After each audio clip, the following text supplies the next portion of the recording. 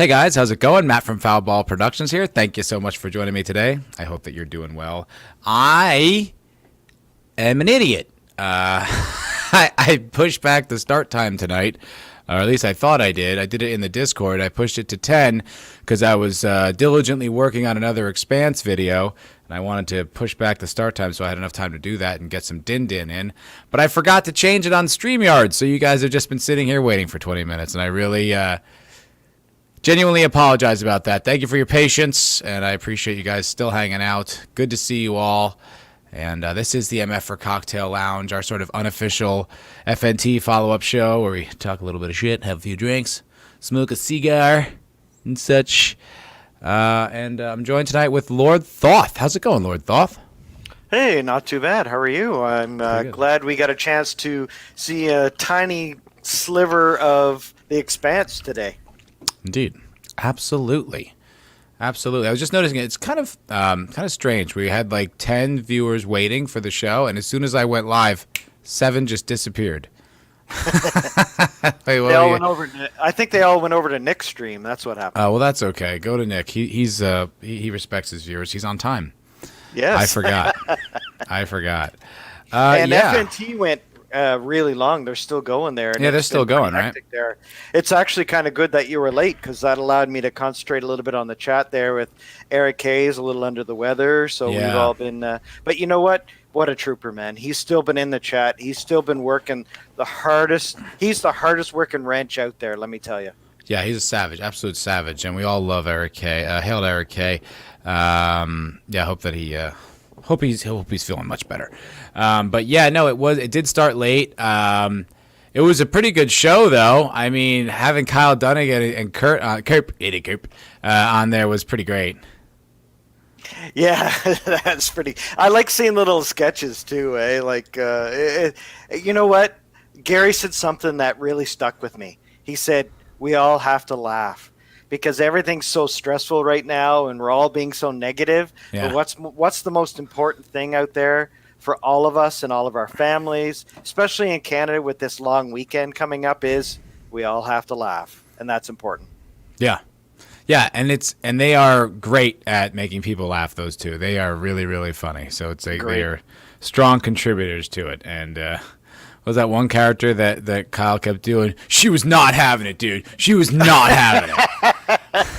Yeah, it's hilarious. Yeah, he's just got like a little, basically just a catchphrase, and then a human grows around it. It's very funny.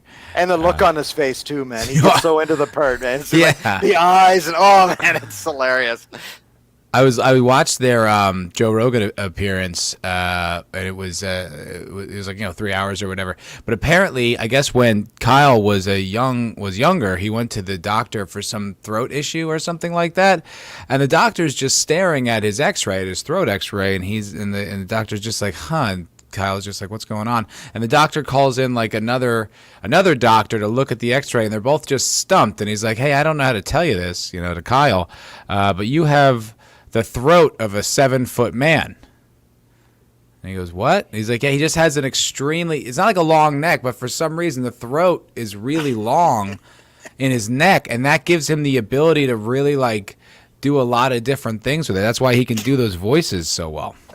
In air quotes, right? Do a lot of different things with that throat.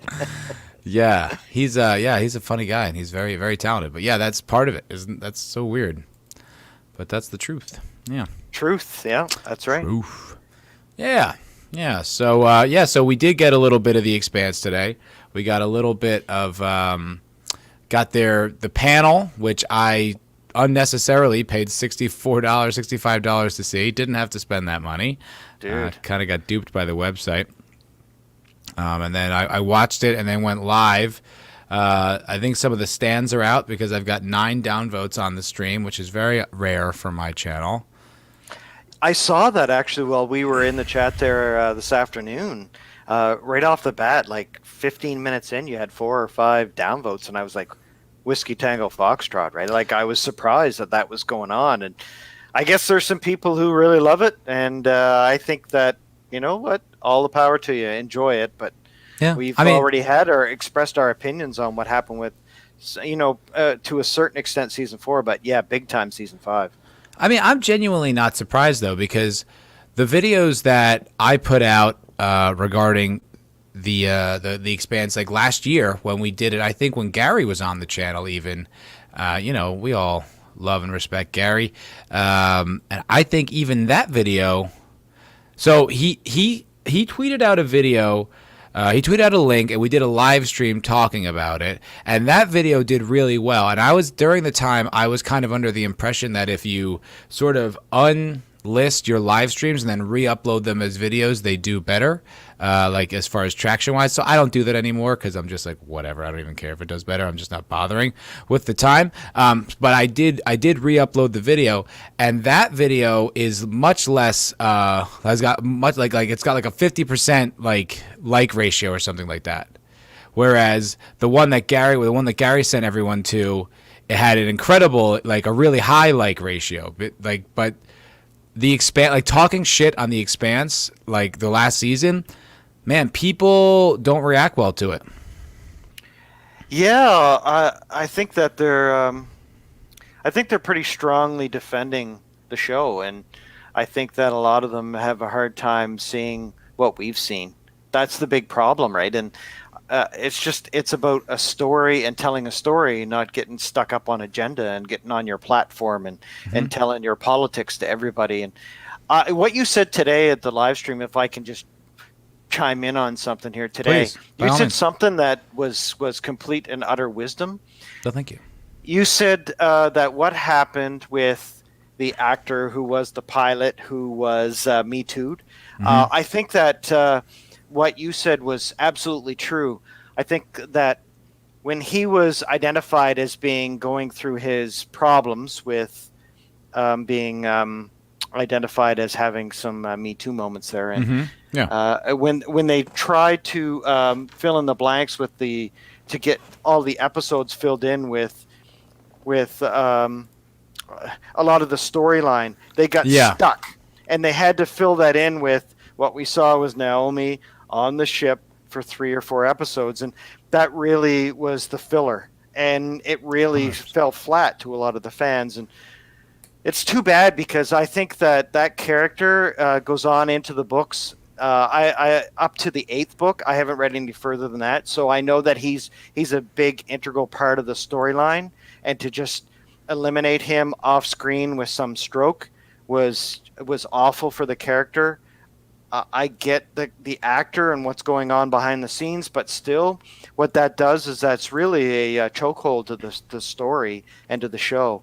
And it's just such a bizarre decision. It's like, look, like Senshin Dildo was saying earlier today that he heard some of the allegations and it was pretty disgusting. And it's like, I don't even have an opinion on what the allegations are. Like, what I heard, it didn't sound like much, but I didn't do all the research. There might be a lot there, but that's not the point. The point is, the actor is not the character. Right.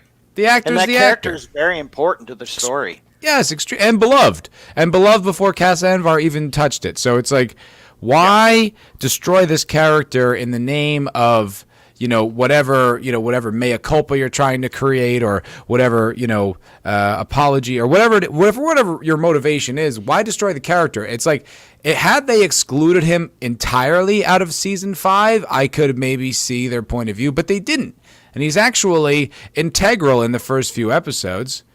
He's integral to season 6 and going further too. He's probably my top 3 characters, top 3 favorite characters in the books. Yeah. He's such an awesome character. I love him. He's great.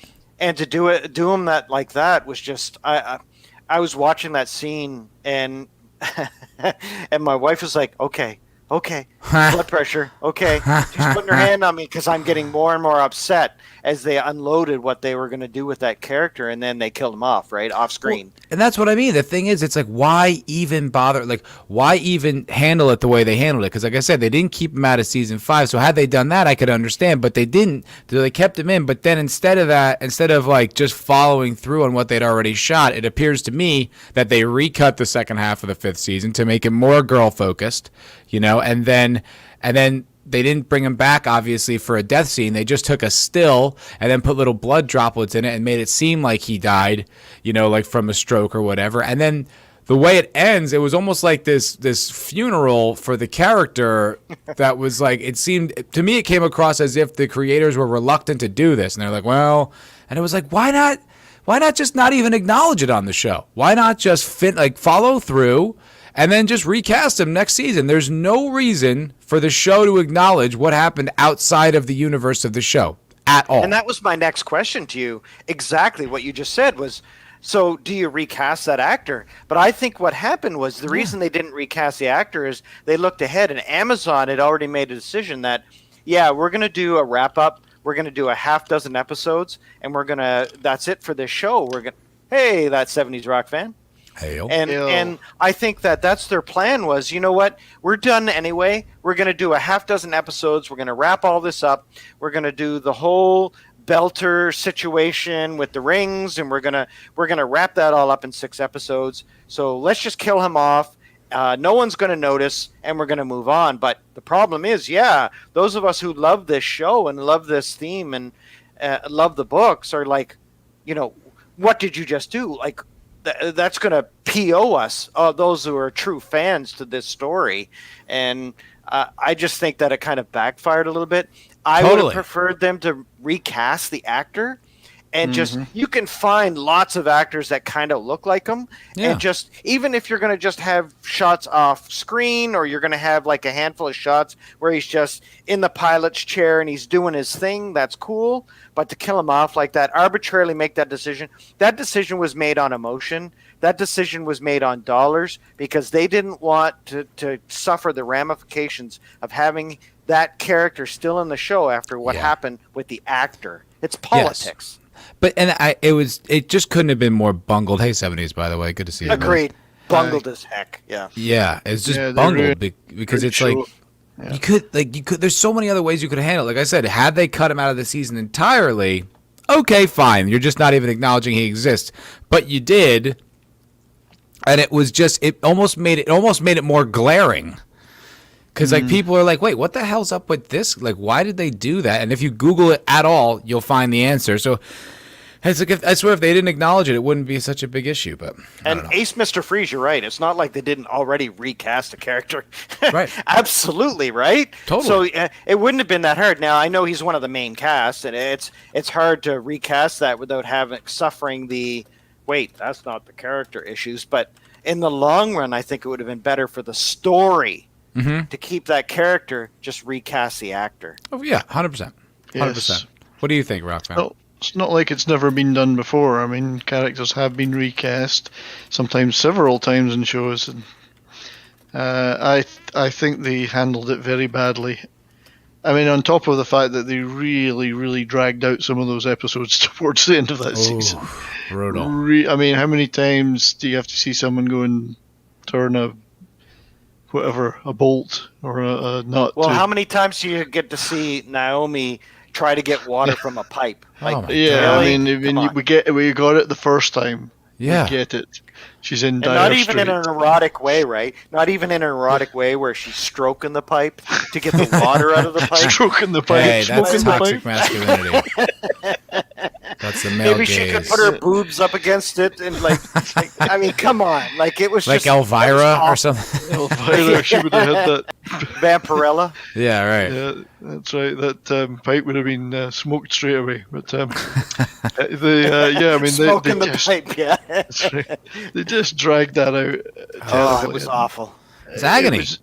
It was agony. I mean, for a show that had been, relatively slow, but not in a bad way in the first 2 or 3 seasons, they really, really killed the pace in that last season.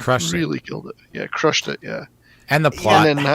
And then, as I agree with Lord Thawthaw, I mean, they handled the exit of that actor very badly.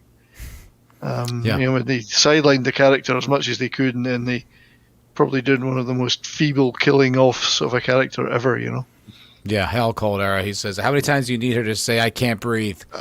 Yeah. Once. And when you limit your episode count to 10 episodes, and this isn't like 26 episodes Star Trek The Next Generation. This is like 10 episodes, and now 6 this season. Now 6. Where you're trying to... So what you're doing is you're tightening up your story. you're making it hum, right?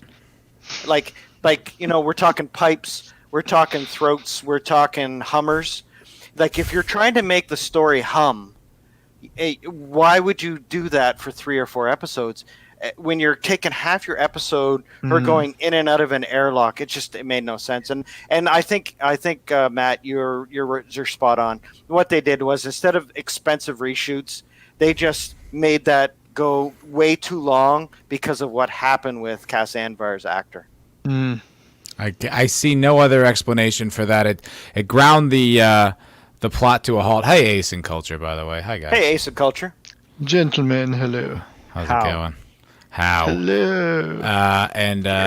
Senchidildo, please call him a colonizer. Yeah, do better. Do better. Do better. Yeah. But there's no other explanation. And also, like, if you guys remember, that came on, like, powerful. Like, the first 3 episodes that they dropped were really sharp and fun to watch, and then it ends with, like, the asteroids hitting Earth. It was so intense. You're like, whoa! This season, like, not only did it look good, it looked like one of the best seasons. And then the whole second half, it's like, what's his name? Amos just trudging around on Earth, trying to get to the ship and finally get off. We'll get what a waste. Avasarala having the whole coup that happens off screen, and then Naomi struggling to breathe. Holden's not even in the show. He's not even there. He's never in it enough, though. The whole He's just Avasarala on thing, his way too, by for the way, 4 really episodes. bothers me. Wait, what was that? Go ahead, Ace. Oh, sorry, dude. Sorry. I'm just saying, Holden's on his way for 4 episodes. Yeah, And he's Naomi's always on his way. everything. And that whole coup that happened on the moon too was Brutal. just absolutely awful. That's Awful. awful storytelling and awful writing. So I think, and I love this show. This is one of my top 10 sci-fi franchises of all time. I love it. Same. And it just, the last 2 seasons, like there's so many great and wondrous things in the books they really could have encountered in the 4th season. But having bacteria contaminate their eyes, and that's a big storyline for like 2 episodes where they're like, oh my eyes.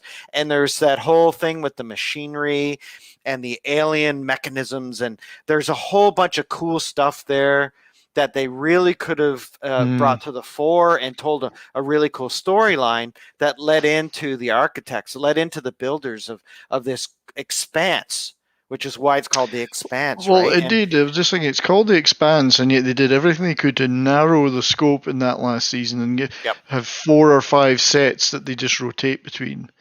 I found that very dull, very, very dull. And it was like bottle episodes. Yeah. Bottle Yeah, episodes the ring stretched builders. out over multiple episodes, which made no sense. Whereas, like, episode 2 was the churn of the 5th season, and that was a whole story in one episode, and it was amazing. We had the Directed ring well. builders there that are they're the beings who engineer the protomolecule, right?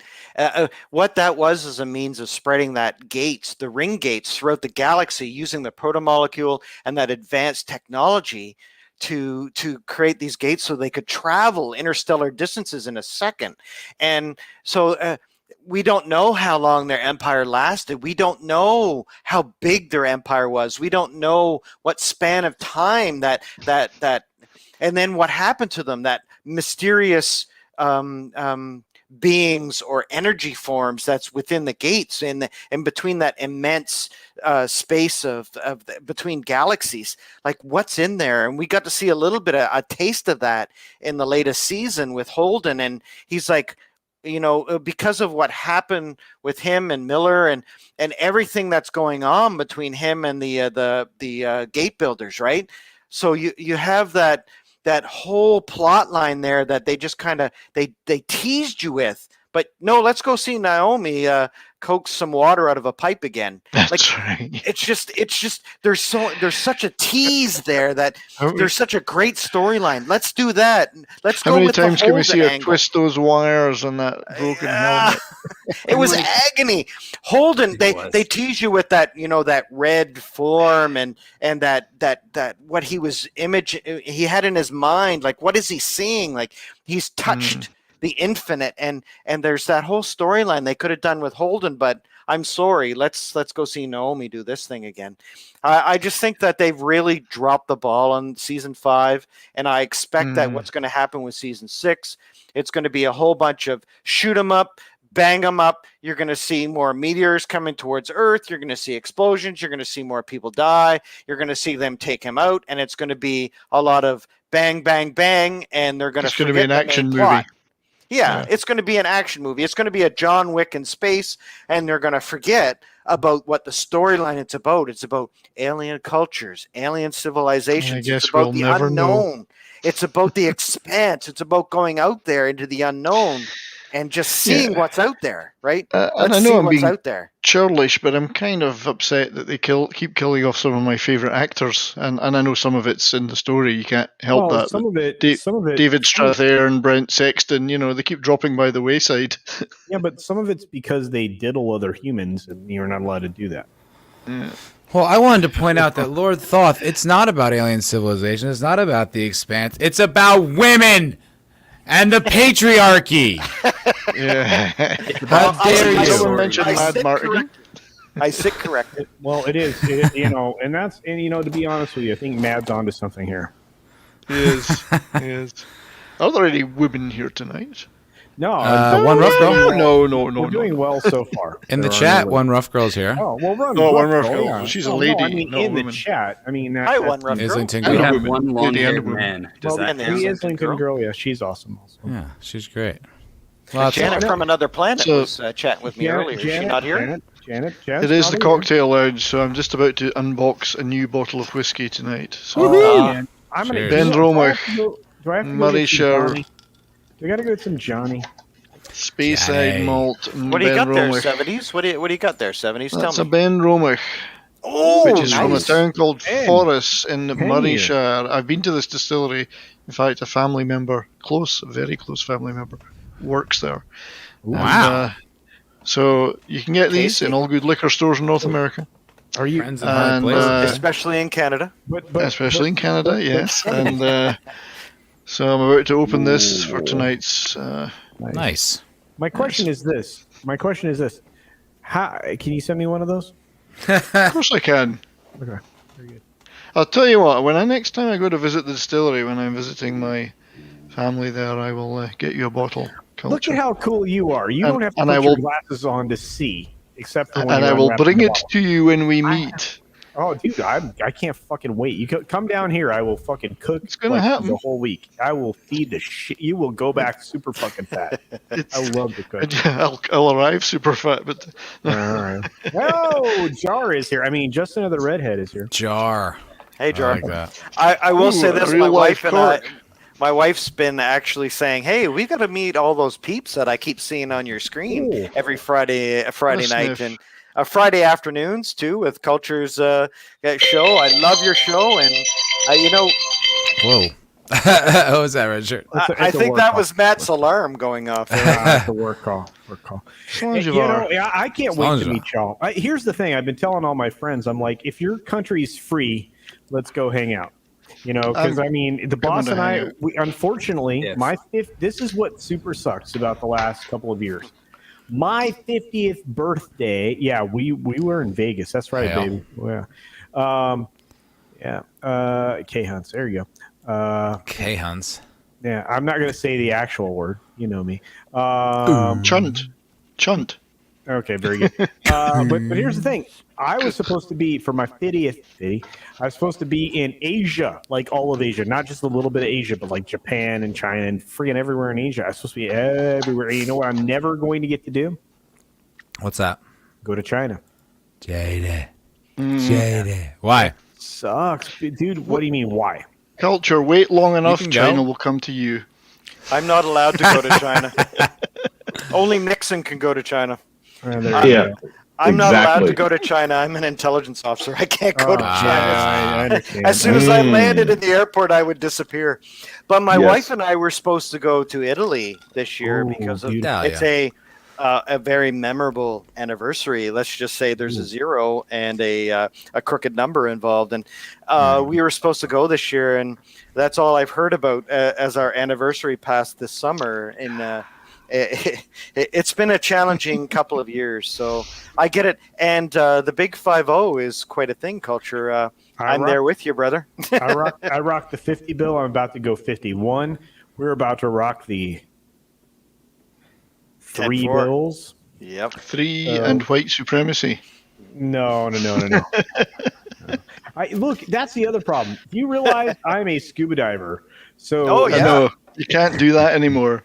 No, I do that all the time. And I had a family member. A family member go, "Did you just flash?" I'm like, "Are you fucking high?" I'm like, "You have to do it, yeah." Yeah. I'm like, "You are high. You're high."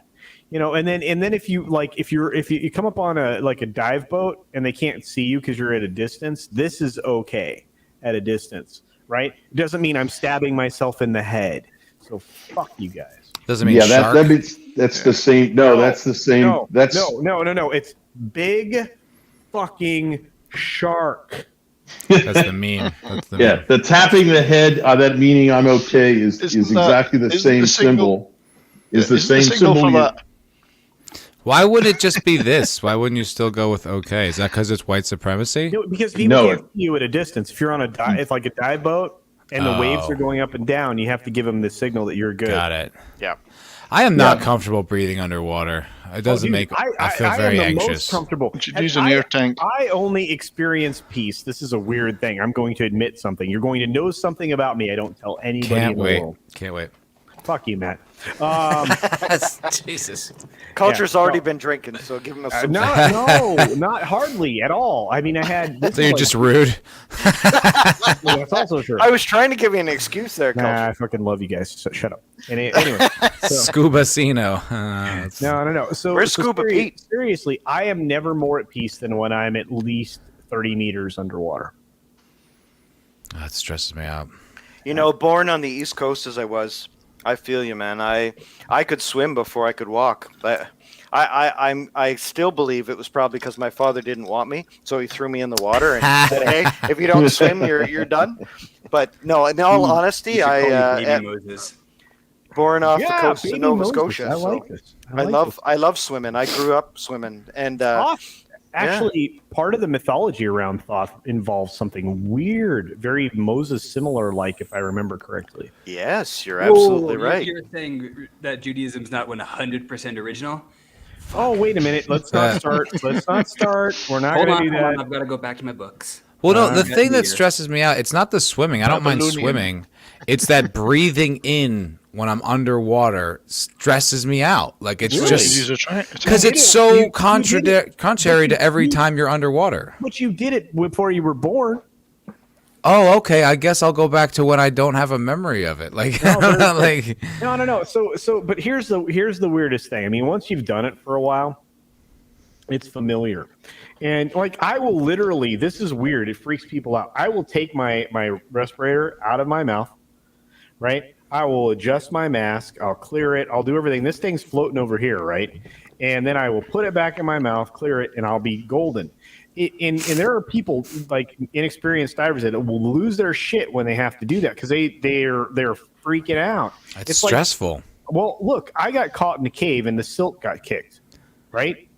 Right. I know that you guys don't know what it means. So somebody over flippered, right? They threw they over flippered in a cave, which kicks up all the silt. You can't see.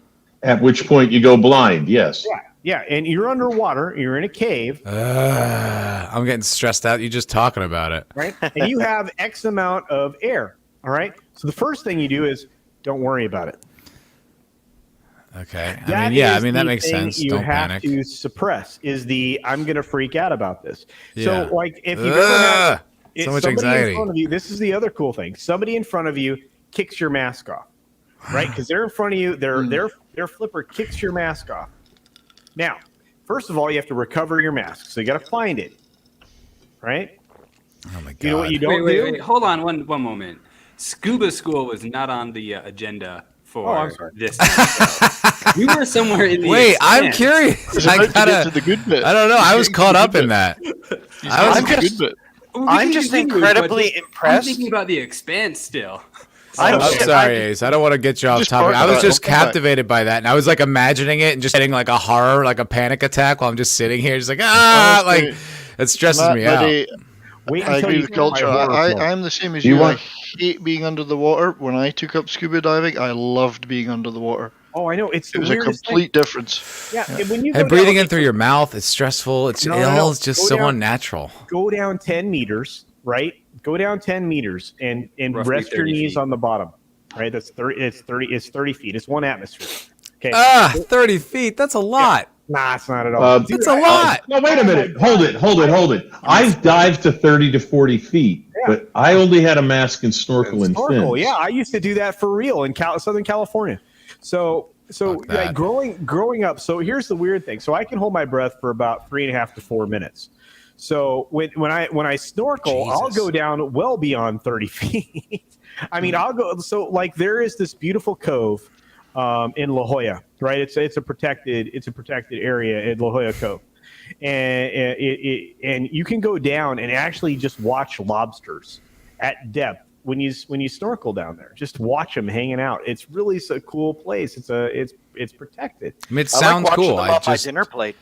I think it's just a fear reaction. I don't like. I haven't tried it in years, but I remember it was so unnatural. I was like, I just want to stop. I'd rather dive with a snorkel than dive with a tank. Okay, so get it. So here's a cool thing. All right, so there's something called for beginners. If you're trying to get past this fear, there's something called SNUBA. Stop being a pussy. Oh. No. It's called SNUBA.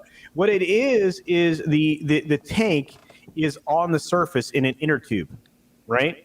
And you, much like your scuba thing, have the respirator in your mouth, but you're tethered to the surface. Your tank's up here.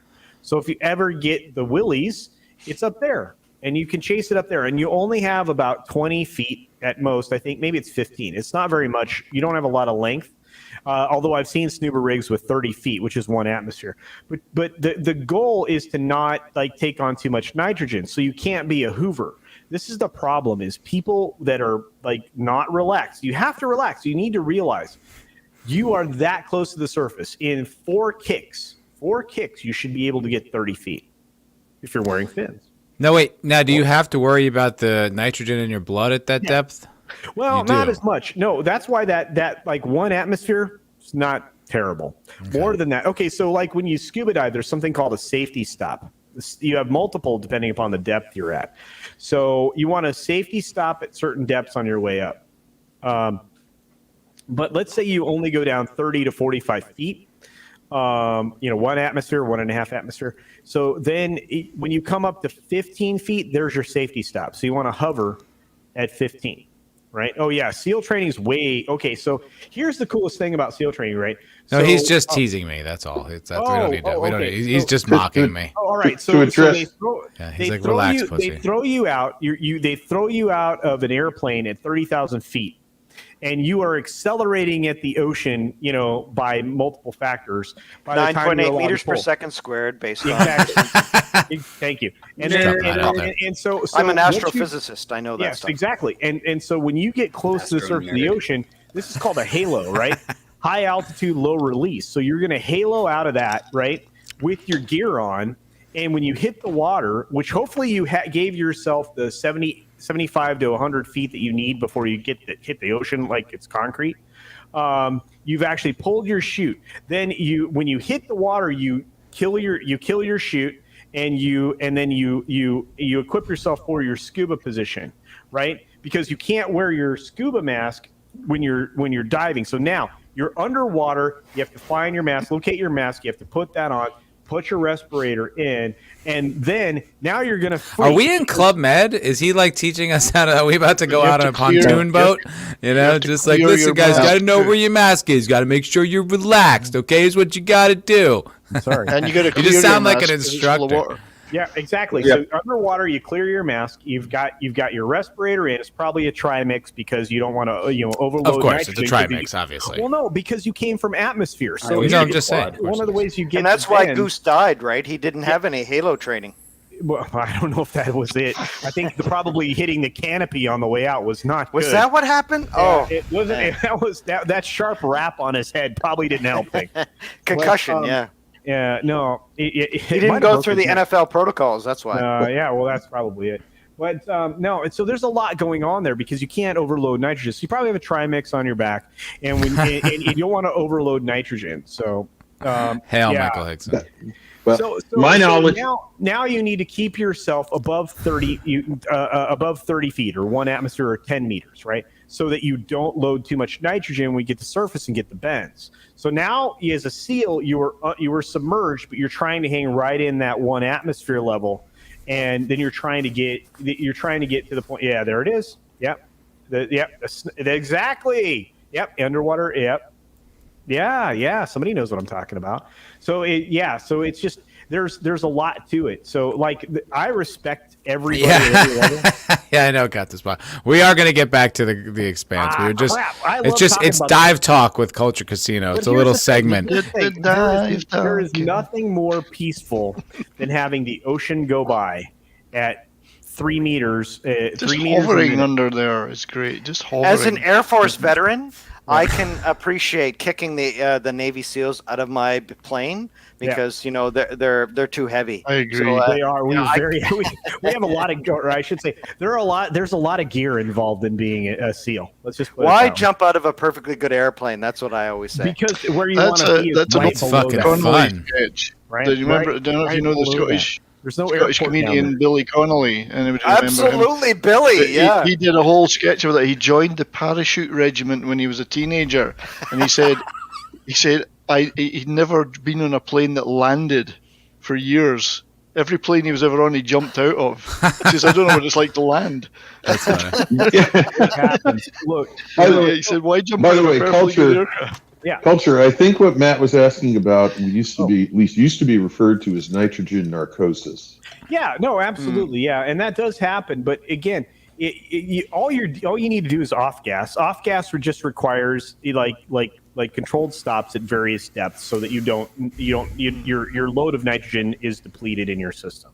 Right. But one of the most important things is to not fly and dive on the same day. If you're a recreational diver, this is something they teach you at the very beginning, so you don't do something dumb like fly to Hawaii. Okay, Culture. I mean, if I may, I do think we need to move on from dive talk with Culture and get back to the topic at hand, which is the Expanse. Wow, that's exciting, especially this season. But go ahead.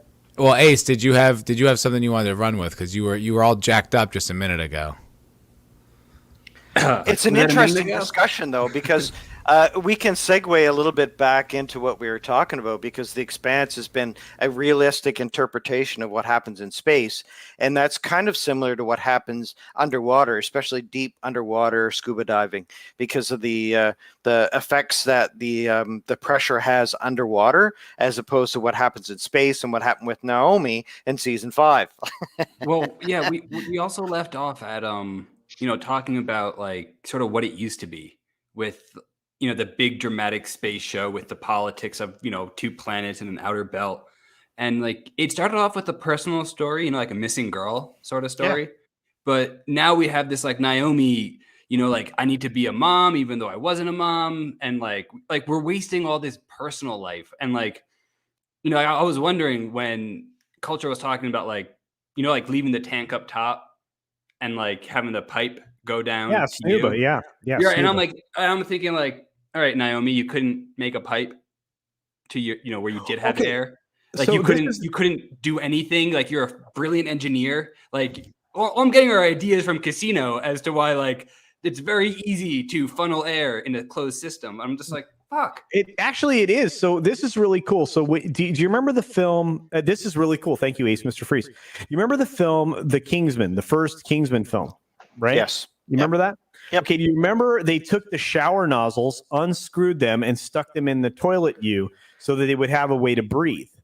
Yep. Right. So there's 1,000 different. Yeah, it's gross, 1,000%, but you don't die.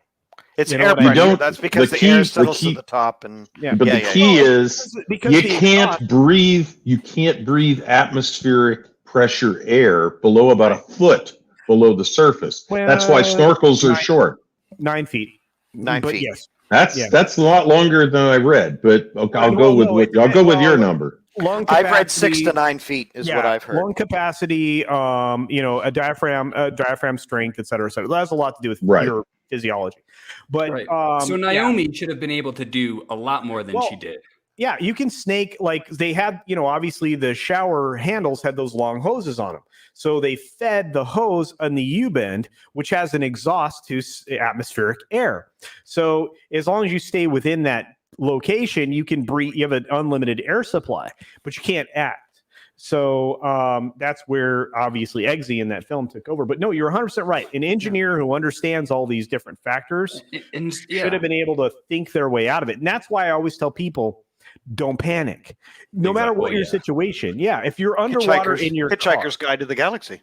Yeah, if you're underwater in your car, your windows are rolled up, but water's slowly seeping in. Don't panic. Think, okay, my best route out of here is. Wait, hold on. Now you're taking us to a rules about like being in your car while you're drowning. Let's go back to the Expanse. Oh no, it's the same idea though. There were many options is all I was trying to say. So. Yeah, you're right, Culture. I agree with you. That's like the whole back half of that season, and as Matt said before, like the split in that season is incredible. And like I said it before on Matt's like reaction stream earlier today, where like if this first episode doesn't get me, like I don't need to watch the rest of it. And his response is that, and I get it too. Like it's only 6 episodes, like 6.5 hours, not a lot of my life. But like, why are we, if they've gotten it so wrong from such great heights, like that first season was so tight. What's the next show? I'd argue the first 3 seasons, Ace. The first 3 seasons of The Expanse were just awesome science fiction, something that we hadn't seen in a decade. Amazing. Yeah, like the beauty of the the one where Alex is just chilling in the Rossi for forever, and he's like having to loop around the planet, and it's just beautiful, like screensaver imagery for a half hour in my mind. I could watch that again and again. It's exactly what sci-fi is, and the show started as sci-fi with 2 people having sex in 0 G. Like that's the definition of sci-fi since 1950s. I'm definitely not wrong. No, you're not wrong. You're not. Anytime there's boobs involved, we're good. I think boobs and zero gravity. Yeah, boobs and zero gravity. Episode. I'm like, this is it. Barbarella is one of the greatest movies of all time. Just for that first 10 minutes of that movie. I feel you. How do you spell this? I'd argue that's pulp science fiction. True, yeah, that's true. I think that this show had the potential to be the greatest science fiction show of all time, and they dropped the ball in season 4. I think that they're going to ruin it in season 6, that we're all going to go away with the same taste we did in season 5. Agreed. I think that season 6 for 6 episodes is just what I said earlier. It's going to be John Wick in space. It's going to be shoot 'em up, bang 'em up. There's going to be very little plot. There's going to be very little story. It's all going to be about agenda and politics. Get to the root of the aliens and their technology and where they went. We'll never get to the root of any of that. Well, as I understand it, though, you don't get that. Stuff. You don't get that in the book either, though. As I understand, you're never going to get to the creamy filling. No, they haven't. And like I said, up to book 8. We haven't really delved into them too much, right? Because it got sidetracked with woke SJW politics, and there's a lot of wokeness in the books. And Islington Girl was asking about that earlier today, and I didn't have an answer for her. She says, "Do the books get woke?" And I heard that. Well, there's a couple of characters. Without spoiling it for the people out there who haven't read the books, there's a couple of characters that are introduced, and one in particular, a female character that is just the stereotypical propaganda woke SJW character. That's the best at everything. That's the greatest of all time. They're going to introduce that character, and and Holden and the crew are going to be in the background.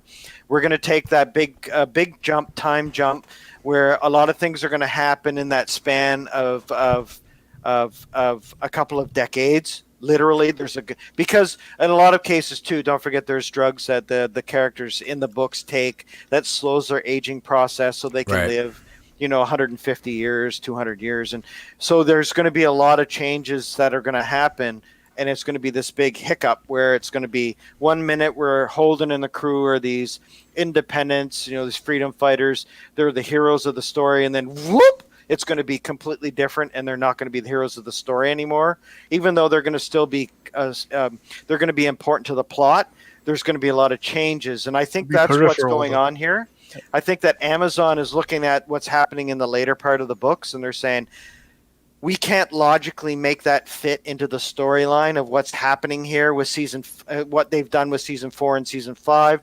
And because I think that this show isn't popular at all, I don't think people are actually going to be watching this show in season 6, except for the diehard fans, which is why they've decided to only do 6 episodes, because I agree with you. These are extremely expensive episodes. This kind of a science fiction show is all it's all computer generated effects. It's actual thousands of man hours behind a screen, and they're paying these people, $100,000 a year to do this stuff. So what's happening is all these sci-fi effects are so expensive. They're looking at it and they're saying, what is the cost benefit ratio in this show? Are they going to make money off of this show in the long term? So short term, they're going to be taking a big loss, as most sci-fi shows do. It's the long-term benefit cost analysis that they have to look at. And what's happening is they looked at season 3, season 4, and then season 5 when they acquired the show, when Amazon acquired the show, when it was canceled. And they said, well, let's make it work. But it didn't work. And that's really what they're seeing now. That's why we're getting 6 episodes, and why they're going to be awful, and then it's done. And this will be another forgotten show. This will not be the Serenity Firefly show where everybody loves it. 10 years later, this show is going to be forgotten. Dude, sadly, I really think you nailed it. Like, I think that's the issue. I don't think it's getting the return on the investment they were hoping for, mainly because I don't think they advertised for it much at all. But I don't think there's a strong audience. I think this is the easiest way to just, be done with it, just cheaply get rid of it and move on, end the series. And I think you're right, dude. I don't think there's going to be this sort of lasting legacy. I think, fans like us will herald it and care about it. And, it might gain some new fans over the next few years. But you're right. I don't think it's going to have the legacy that it truly deserves. I think it will get lost to history, unfortunately. With the cost-benefit analysis, you guys sound like Culture Casino, and Lord Thoth sounds like Culture Casino with a Canadian accent. True. My degree is computer science and commerce with a minor in astrophysics. So yeah, I'm a computer guy too. So that's hey. I have a degree in enterprise level engineering was where I'm at, but that's not what I do now. So I mean, that's none of the businesses I have now. So my education was back in the old days where you couldn't take a computer science degree, so I had to take commerce and computer information systems. Yes, do the programming stuff. CIS, yeah. And then that was same thing I had. I couldn't take. There was no degree in computer science, so I took physics, and my thesis was written on a computer with a simulation. And now I'm I've been a software engineer my whole career. Wait, so let me just ask you guys, as understanding of sci-fi and television, is there a chance? So my dream of, the Expanse going to Amazon, because I was watching it from the beginning, was that Amazon would turn this into sort of like not like a Lord of the Rings kind of thing, but like a bellwether or like a foundation for a sci-fi, chunk in their Prime Video. The question is, they could rely on it. Is that possible? Is sci-fi doable? It could have been possible. I'm not sure that they can. Again, it's okay. So, how did you feel about tonight's episode? This is the question that I asked, or the episode you just saw, I should say. What? Most recent the trailer? Yeah. Well, how about the most recent episode that you saw? Oh, it came out season a year 6 ago. finale. Yes, yeah. Go back a few. Yes, go back a little bit. What the most recent episode that you saw? Whether or not you watched that, I know the trailer just came out, but I'm talking about. Yeah, I was very mixed on it. Okay. So they changed the story and killed off the character because of a personal life circumstance, right? So my question is, yeah, okay. Let me answer it this way. I'm going to say they can. I'm going to say it could be done. Will they do it? I doubt it. It's the same reason they're not going to be successful with Lord of the Rings. Oh, you're going to get me started on Lord of the Rings. Wait, but let's not hold on because we want to answer. I'm a fanatical fan of that, so yeah. But let's not, because Ace had a question, and I think I think I like what you're thinking. I like what you're thinking, Ace.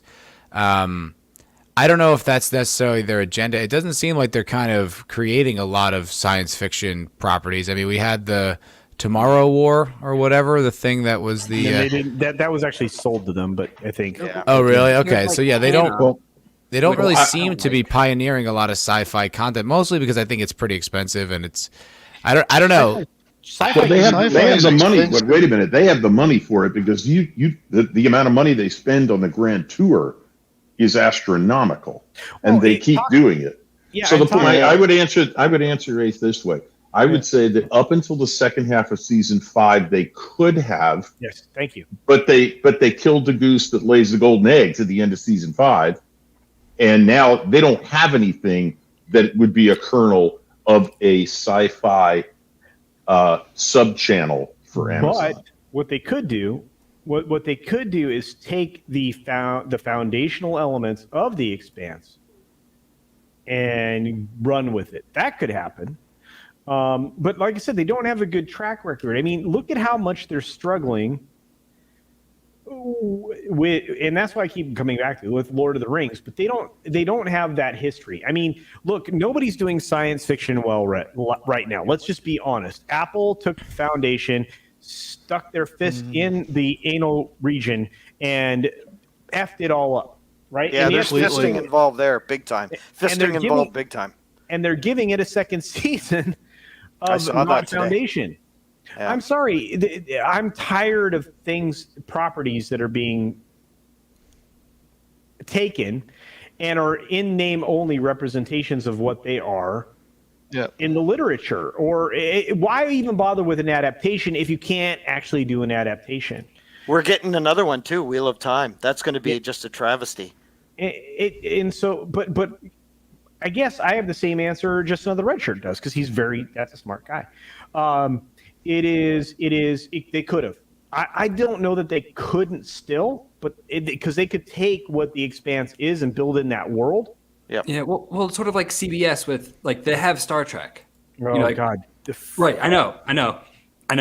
But if CBS were not terrible, which they are, but if they just had Star Trek under one house, I would always have to go there if I wanted to rewatch an episode, and then they could show me other stuff I like. It's not going to be like Netflix's shitty algorithm. It's like you clearly know I like. No, you're not wrong. I mean, Amazon actually has the greatest amount of ability to do all of this because of their giant masses of money. I don't know if science. This is a controversial opinion because as you know, I'm a huge science fiction guy. I make videos about science fiction books. I'm a science fiction guy.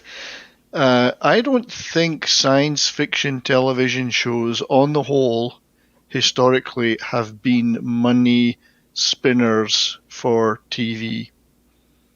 I just don't think, with the money it takes to make them, I think they're potential. I've got the foundation. Yeah, and actually, to be honest, I don't think Foundation ever should have been made into a TV show. I just don't think it transfers well out of the written page. But I don't think there's enough money in it for television producers. Look at Star Trek. The original series wasn't a hit. It was only in syndication. It was only in syndication it became a hit. That's still retroactive history. Yeah. Comparative to the day, its ratings would have kept it on the air. Sure, that's true. But it wasn't a hit though at the time. Nothing it was competing with was a hit. That's true. That's true. Yeah. Well, anyway, I don't think that the television producers are compelled to make sci-fi because I just don't think they think it's worth it. But conversely, when it comes to film, film is different. Yeah, they do pretty well. I mean, the biggest, the biggest movie of all time, the highest grossing movie of all time, is Avatar.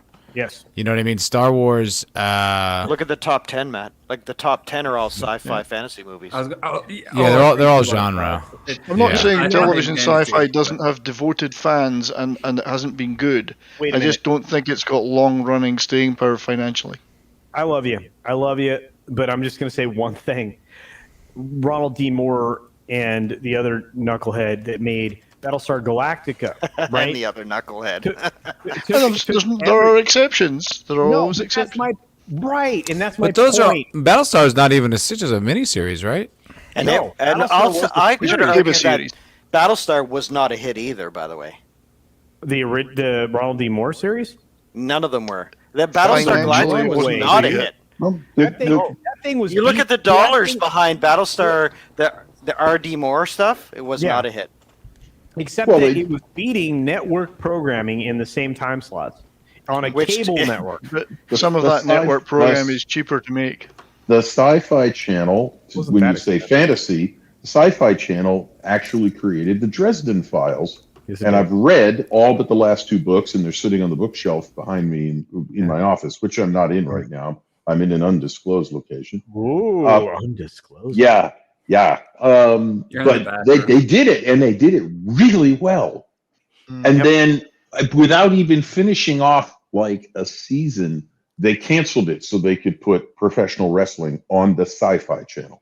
Because Right. it's more. So It's cheap. you look. cheap. That is exactly it. Culture. Yes. Because it costs so much to put a sci-fi or a fantasy show on the air, Well, that wrestling costs. A There's good very one. little overhead. There's very little overhead. And that's why the network presidents, and this is where I will give it to this man up here, even though I begrudgingly doing so.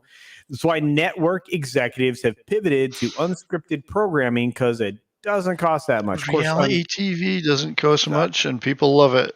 They love 40-minute procedural shows, which are told on 3 sets except they and also follow involve a lot of rigid money. formula. No, it doesn't. Look, okay, so let me give you a counter argument.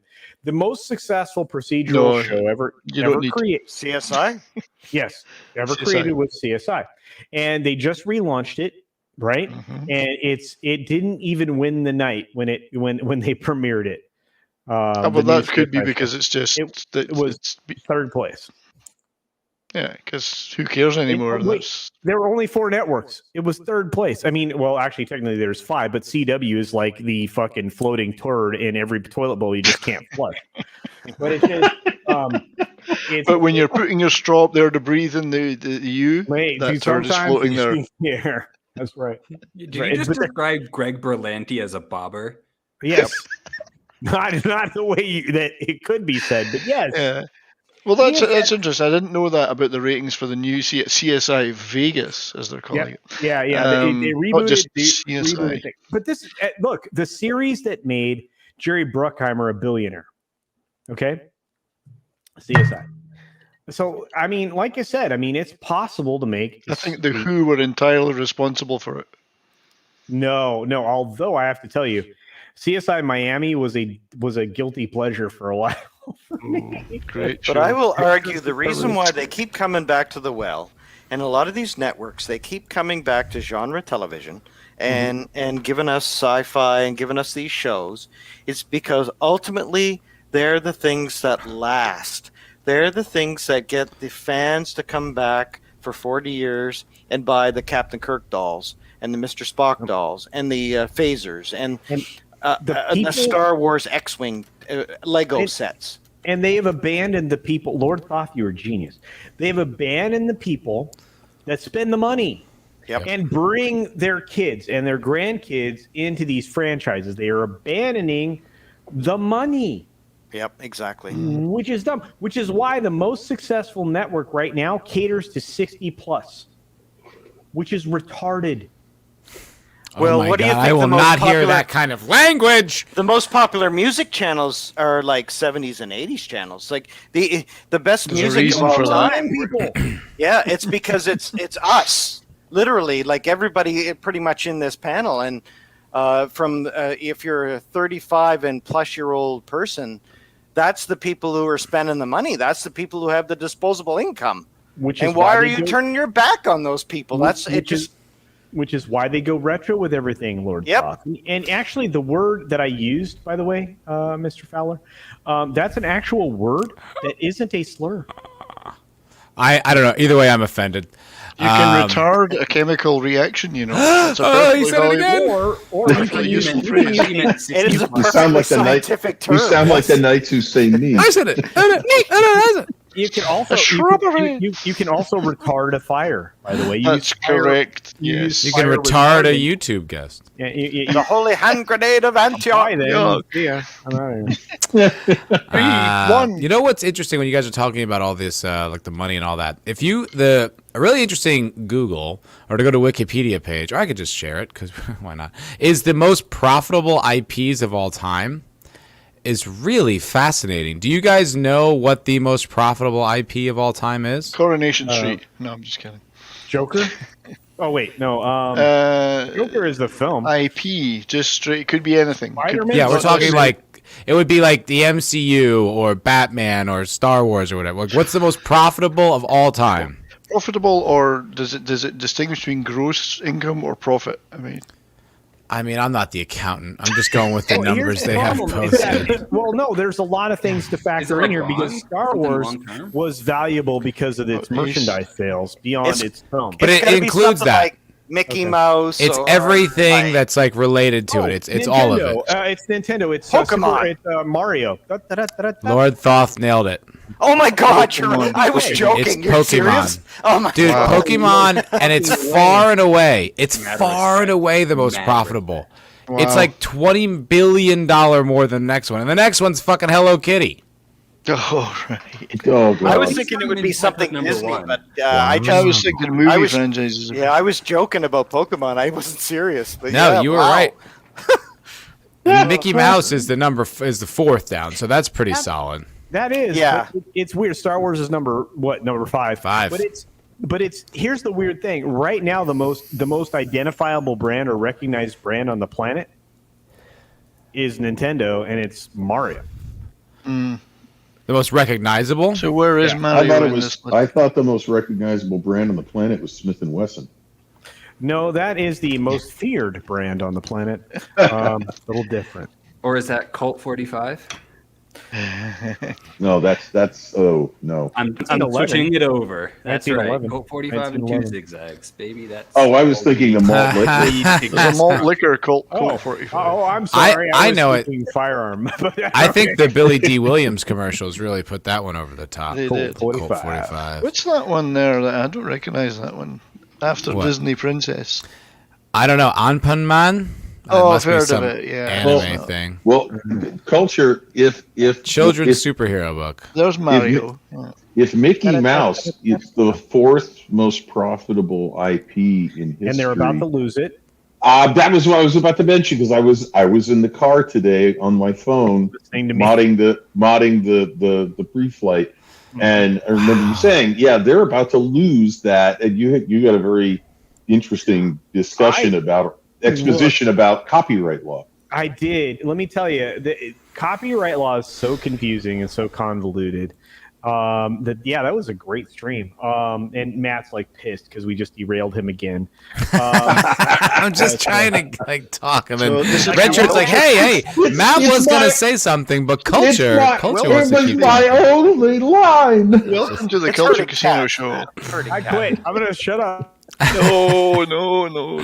No, it's just I was just looking at especially the Mickey Mouse thing. Like, it's really interesting because if you look at like the box office is 450 million, home video sales is about 300. It's all retail. It's $79 billion in retail sales. Which was what I was getting to earlier about them turning their back on the true fans of these franchises and going woke and going SJW, making sure they throw their politics in with the platform. And what's happening is all the people who are spending the money on your product are saying, well, I'm not going to buy your book because I don't like your politics. And that's the true thing. And this is why I love you, the people the thinkers, the people we have here on this platform, that are our fellowship of humans, because we're always going, none of this makes sense. And we always are breaking down the thousands of different reasons why it doesn't. And when you get to the Mickey Mouse stuff, it doesn't make any sense. Their empire is built on retail sales. It's about the people who buy things. Right now, who are the people who don't buy things? All of the people that are reeing in the corner that are like, this bunch of bologna sausage that doesn't make any money. That's right. And that's the problem. And this is the problem with stakeholder capitalism. You will essentially grind down everything that you worked so hard to build up in an effort that isn't going to go the right way. And yeah, I love to talk about diving, my friend. No, we're not doing it. He's joking. I'm not allowed to. What? He's kidding. Oh, I thought he was. The sentient dildo. He's not genuinely curious. What we really need now Sentient dildo is nothing more than a false flag all the time. It's all just what we really need is burnt at the stake holder capitalism. That's right. Actually, like, to be honest with you, anybody who works in concert to defeat the profitability of a corporation, the monopolistic practices, supporting a monopolistic practice of a corporation or an actual monopoly, should be cast out. Those are the people that are the problem, because they do not allow for the creation of new ideas, which, by the way, Candy Crush. Candy Crush makes more than Jurassic Park. Holy shit. Yeah. Wow.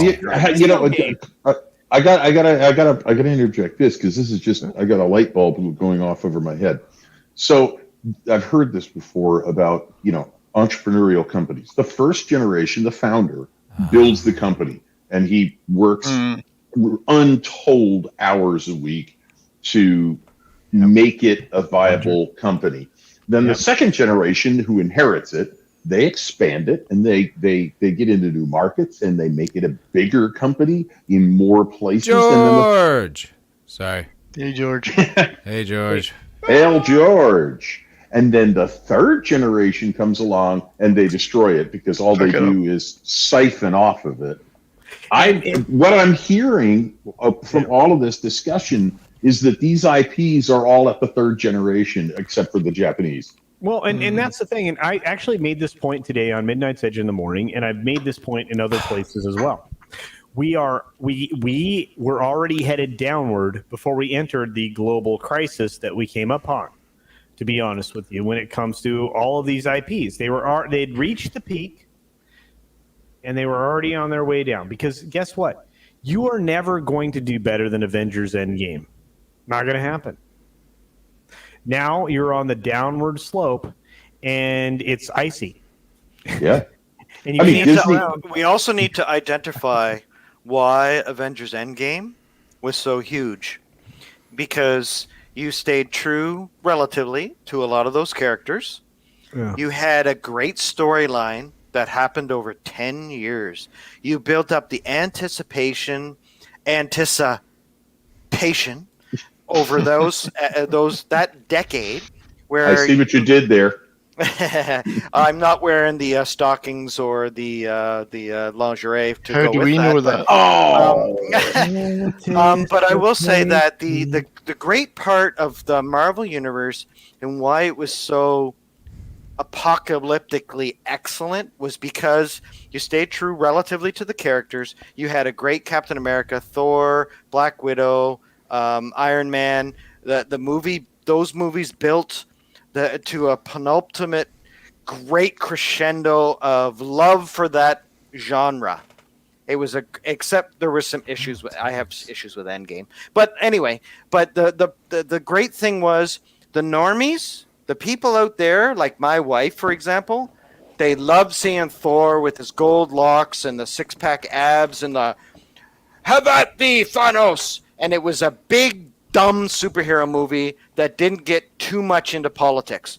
And all the fanboys who love that Marvel comic book characters, and they've loved them for 50 years, they love that movie. Even though they might have problems with the trueness to the true nature of those characters and the stories they came from, but still it stayed relatively true to that. And that's why they did so well. And with all the merchandising, I have Hot Toys downstairs. I have statues that I have of all the Marvel characters and DC, and I'm more a DC fan. But that was where the merchandising really took the cake, and I think a lot of the things with Star Wars is the same thing. I'm going to buy a Luke Skywalker or a Han Solo statue, but who's this Rey person? Because those movies, they were terrible to the genre, so the merchandising and the sales fell through the floor. Why? because nobody appreciated those characters and hated the story. Well, So if you stay true to the characters, you stay true to the story, that's where you're going to spend the money, not on the movie. Like $1 billion is nothing. It's a drop in the bucket compared to the merchandising and the toys out there that's available. Wait. Ooh. I got a super chat. Ooh, you do. Hail, Michael Hickson. Thank you very much for $5. He says, downward slope is icy, and still some motherfuckers try to ice skate uphill. Boom. Hail. Big time, bro. Thank you very much for that, brother. Much appreciated. Right on. Thank you, homie. It's culture. It sounded like you were launching into another point. No, I need to be quiet because I take over things, and I apologize. Oh, just do it. I've kind of done that culture too. Do it. I look at the money and the dollars, and I look at we look at when everybody's okay. So everybody on every channel are talking about movies and what they're making at the box office. What is Shang-Chi going to make at the box office? 100 million, whatever. Big deal. But that is not where the money really comes from. The money comes from merchandising. The money comes from out of theater sales. That's where the companies make all the bucks. That's what I learned from Spaceballs. Yeah, merchandising where the real money from the merchandising where the real money comes from. I see your Schwartz is as big as mine. Yeah, it is. Yeah, Schwartz. Yeah, but but that's the truth. And Star Wars value wasn't in the films. It never was. No, it was always in the merch. Same thing. Disney. You just saw it. Matt brought it up here. The most important position in the Disney company is parks, products, and experiences because that's their revenue. That's right. And that's when I knew. Where do you think they're making the money? They're not making the money on Return of Soy Walker. They're making money off of the Lego Luke Skywalker, Han Solo, AT-AT, or Boba Fett's. I can't call it Slave One anymore, can I? I have to call it what? Why is it fire spray? Sorry, is it AT-AT or is it AT-AT? I always thought it was AT-AT. It can be both. It can be both. Yeah, it can be. AT-AT. If you're in the military, it's AT-AT because they always pronounce their acronyms. Yeah. Now I gotta say, in 1996, I was in Disney World. Jed backs me up on this. He was there the same year, 25th anniversary. I stood in one of the Disney stores in Epcot and stared at a repro cell of Maleficent that was about 18 inches by 24 inches. You want me to go grab it? No. Okay. But I want to make a point. Then you can go grab it. I stared at that for at least 5 or 10 minutes trying to decide whether I wanted to buy it. And I finally decided no. I own a Warner Brothers repro cell. But I was like, no. I come back in 2012 for a family reunion. And I walk into that same store. And there isn't a single piece of Disney cell art in it. No, I found out, and I asked someone. I said, "Why isn't there any cell art?" They said, "Oh, it was removed from all the stores several years ago." That was when I knew Disney had lost the plot because they had taken their best merchandise, their cell art, out of all of their stores in Walt Disney World. Yeah, and the best stuff you could buy in Walt Disney World, so and they took it all out. Why did they do that? I have no idea. Well, okay, so one of the there's a lot of reasons that they do that, and they bring it back. That concept was built around the same idea as the Disney Vault was with the films, right? We're going to roll out this group of cells. We're going to roll out this group of cells, and at the time they were referred to as seri cells. Seri cells. That's what I have. Yeah, that's a print. Yeah, yes. Exactly. Yeah, and I have a lot of them, a lot of framed ones. I would have to go looking for the one you're talking about, but I have many of them, and I have a lot of hand drawn art by actual Disney artists that are actually signed to me, that are actually just drawings for me. So you end up with a lot of this stuff, and that has a lot of value. Well, Disney knew that, and so they actually. You could still actually get some of it, but you had to go to special events. Now, Disney has recreated those events. They have a festival at Epcot every year called the Art Festival, which is in the early part of the year. It's January into February, end of February. And you can go, and in Epcot, they actually have booths where you can buy Disney artist-produced material along with other artists that have been licensed to produce Disney material. So you can get some really cool stuff, but it's like one of the limited times a year. The only other shop that, and the one that I think Justin the Red Shirt was referring to, that would sell it had a very limited supply of some of those pieces, and it got more and more limited. And again, it isn't exactly what you may want to buy at times, and that's dumb. But they've done that across the board. Disney has created less opportunity by homogenizing their merchandise, and they've done that across the board. And they've done that with their films. They've done it with their television products, and that's why you're seeing. Can we get back to just talking about pop culture, please? I'm interested in this to a point, but I'm like, all right, I don't have anything to say. Like, okay, all right. Okay. But a good point there is you're talking about we're going back to the Expanse here for a second. Oh yeah. The only way that the Expanse would have been a successful franchise that would continue on past season 6 is if there was any merchandise to speak of. The storyline obviously was weak. I think that there's been some problems, but I have my Rocinante ship, and it's spectacular. Do you now? If you saw Purple Valkyrie's stream 6 or 8 months ago, where she unveiled it, that it's a spectacular piece, but yet nobody knows about it. And I don't even know about it. How large is it? Oh, it's like got to be like a foot, about a foot and a bit long. And it's pretty heavy too. It's got die cast. It's a great piece, and and that's funny because it's a little bit shorter than me, but about 18 inches long. But yeah, absolutely. Do you have a link to that, Thoth? I'd like to see it. Can you put it in the private chat or something like that? I know that sounds really Purple Valkyrie did a stream on it, and that's a great place to go because she did an unboxing. But I'll see what I can find here. But yeah, and you'd be surprised because it's the same thing with Orville. I have my Orville Starship behind my shoulder here, and I'm looking at it right now, and it's a great little piece. And so that's where you really got to market nowadays because that's where the money is. But a lot of these companies now are thinking more about agenda and and the Lego builds too, and agenda and politics, and not thinking about merchandising. If your story is going to be popular and huge, you're going to have people buying your merchandise. Let me ask, because go ahead. I was just going to ask Mr. Freeze, how much Expanse merchandise do you own? Bro, nada. Okay. The only thing I own of merchandise is a little Joker figure and Joker's 2 dogs. Cool. And some other Batman stuff. And I'm going to ask you a personal question. How old are you? 32. That's correct. Yes. What's your point, Culture? No, that there's unfortunately an age gap when it comes to merchandise and the purchase of memorabilia and stuff like that. I believe. I think. You're and I'm correct. not casting dispersions on you. There's also very few things that have maintained their shelf life. Right. DC and Comics with the Joker and Batman have.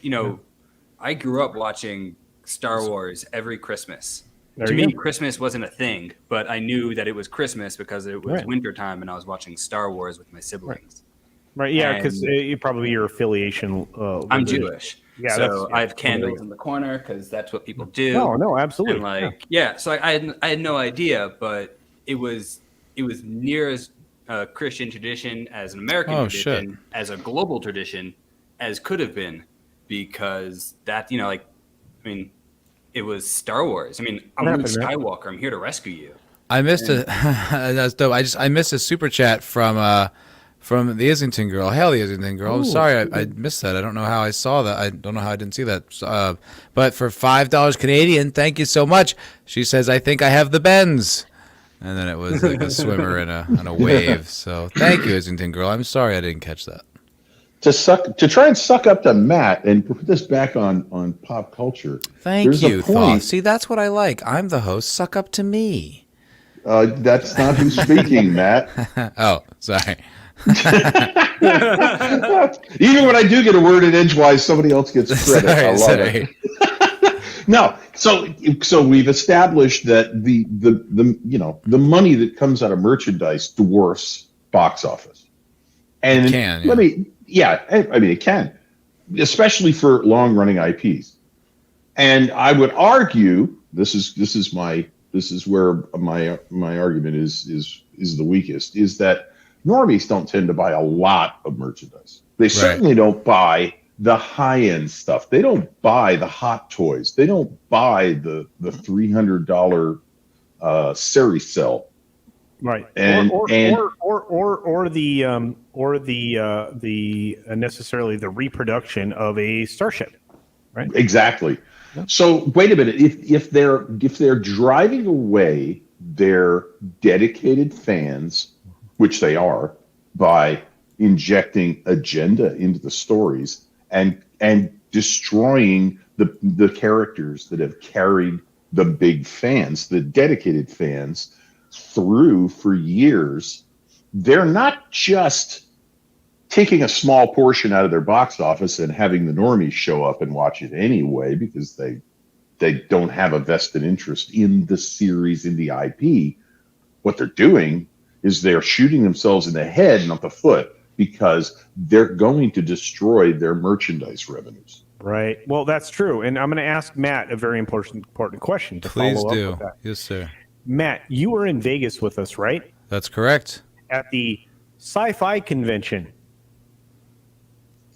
That was going to be a Star Trek convention. Oh, right. Yeah. How much merch do you think actually got sold at that? I have no idea. I don't know. What was the average age of people in there? I wasn't there.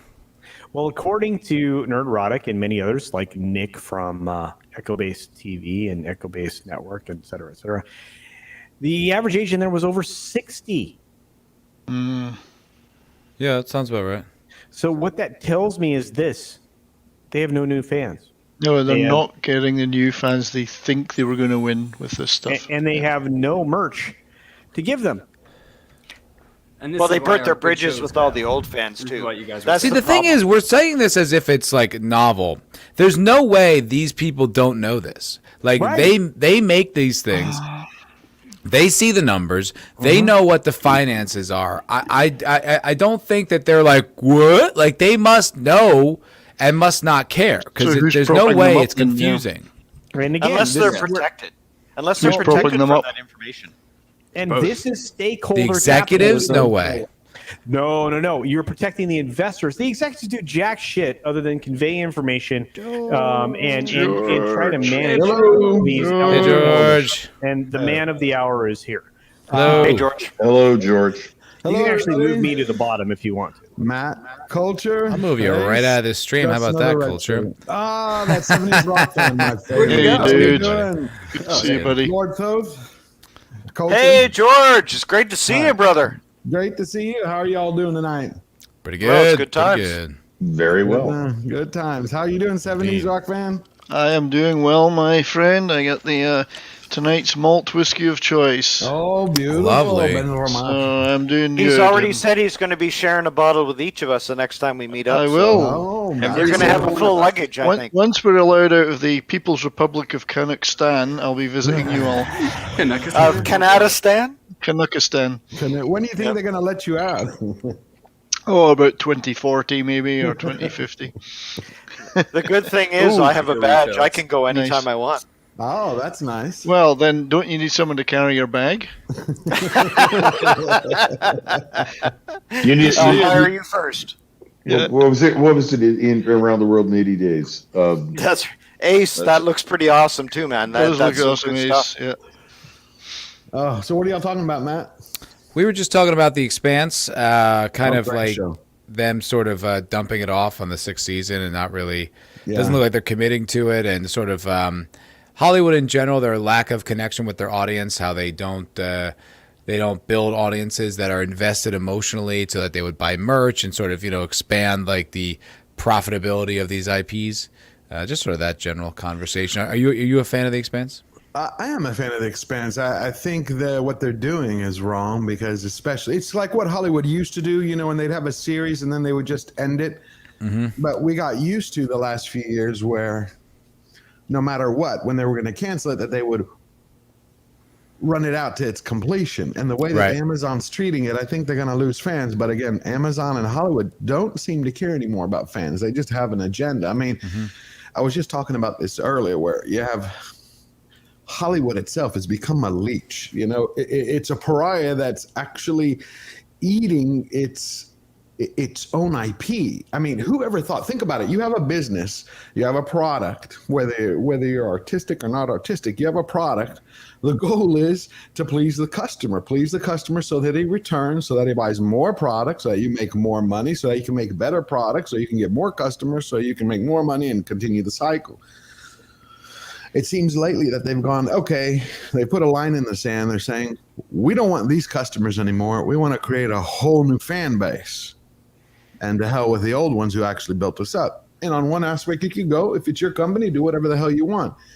But this has been done before in the comic industry when they started to create a whole line. Yep.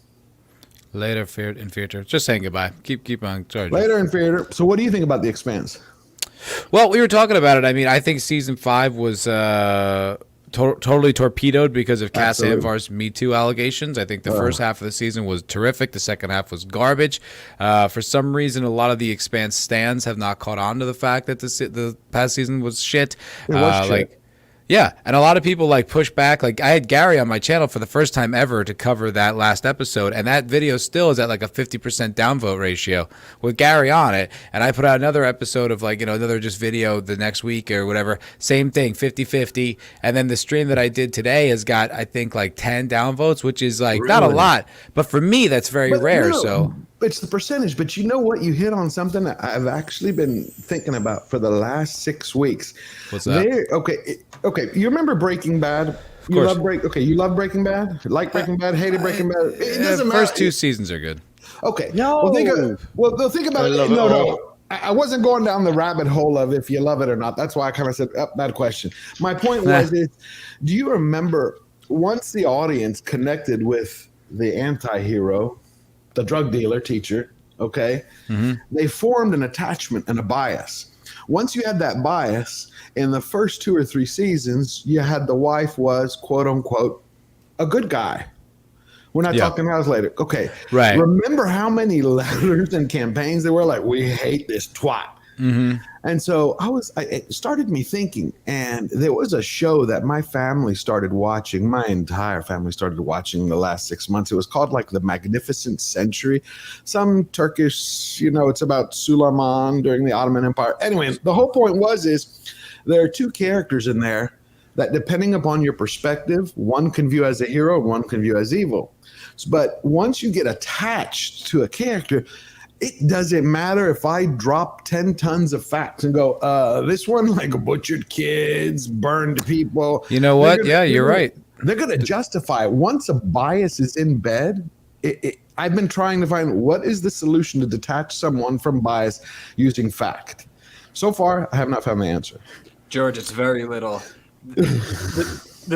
It's been shown that 75 to 80% of people will just stick to their biases no matter what, because it's theirs and not someone else's. I mean, you saw when The Force Awakens came out, when Last Jedi came out, how many people did not want to commit to the fact that Star Wars was garbage, that it had been hijacked, that they ruined it, they killed Luke, they killed Han, they do all these embarrassing things to these characters, they didn't have a plan, there's no movie in any of this shit.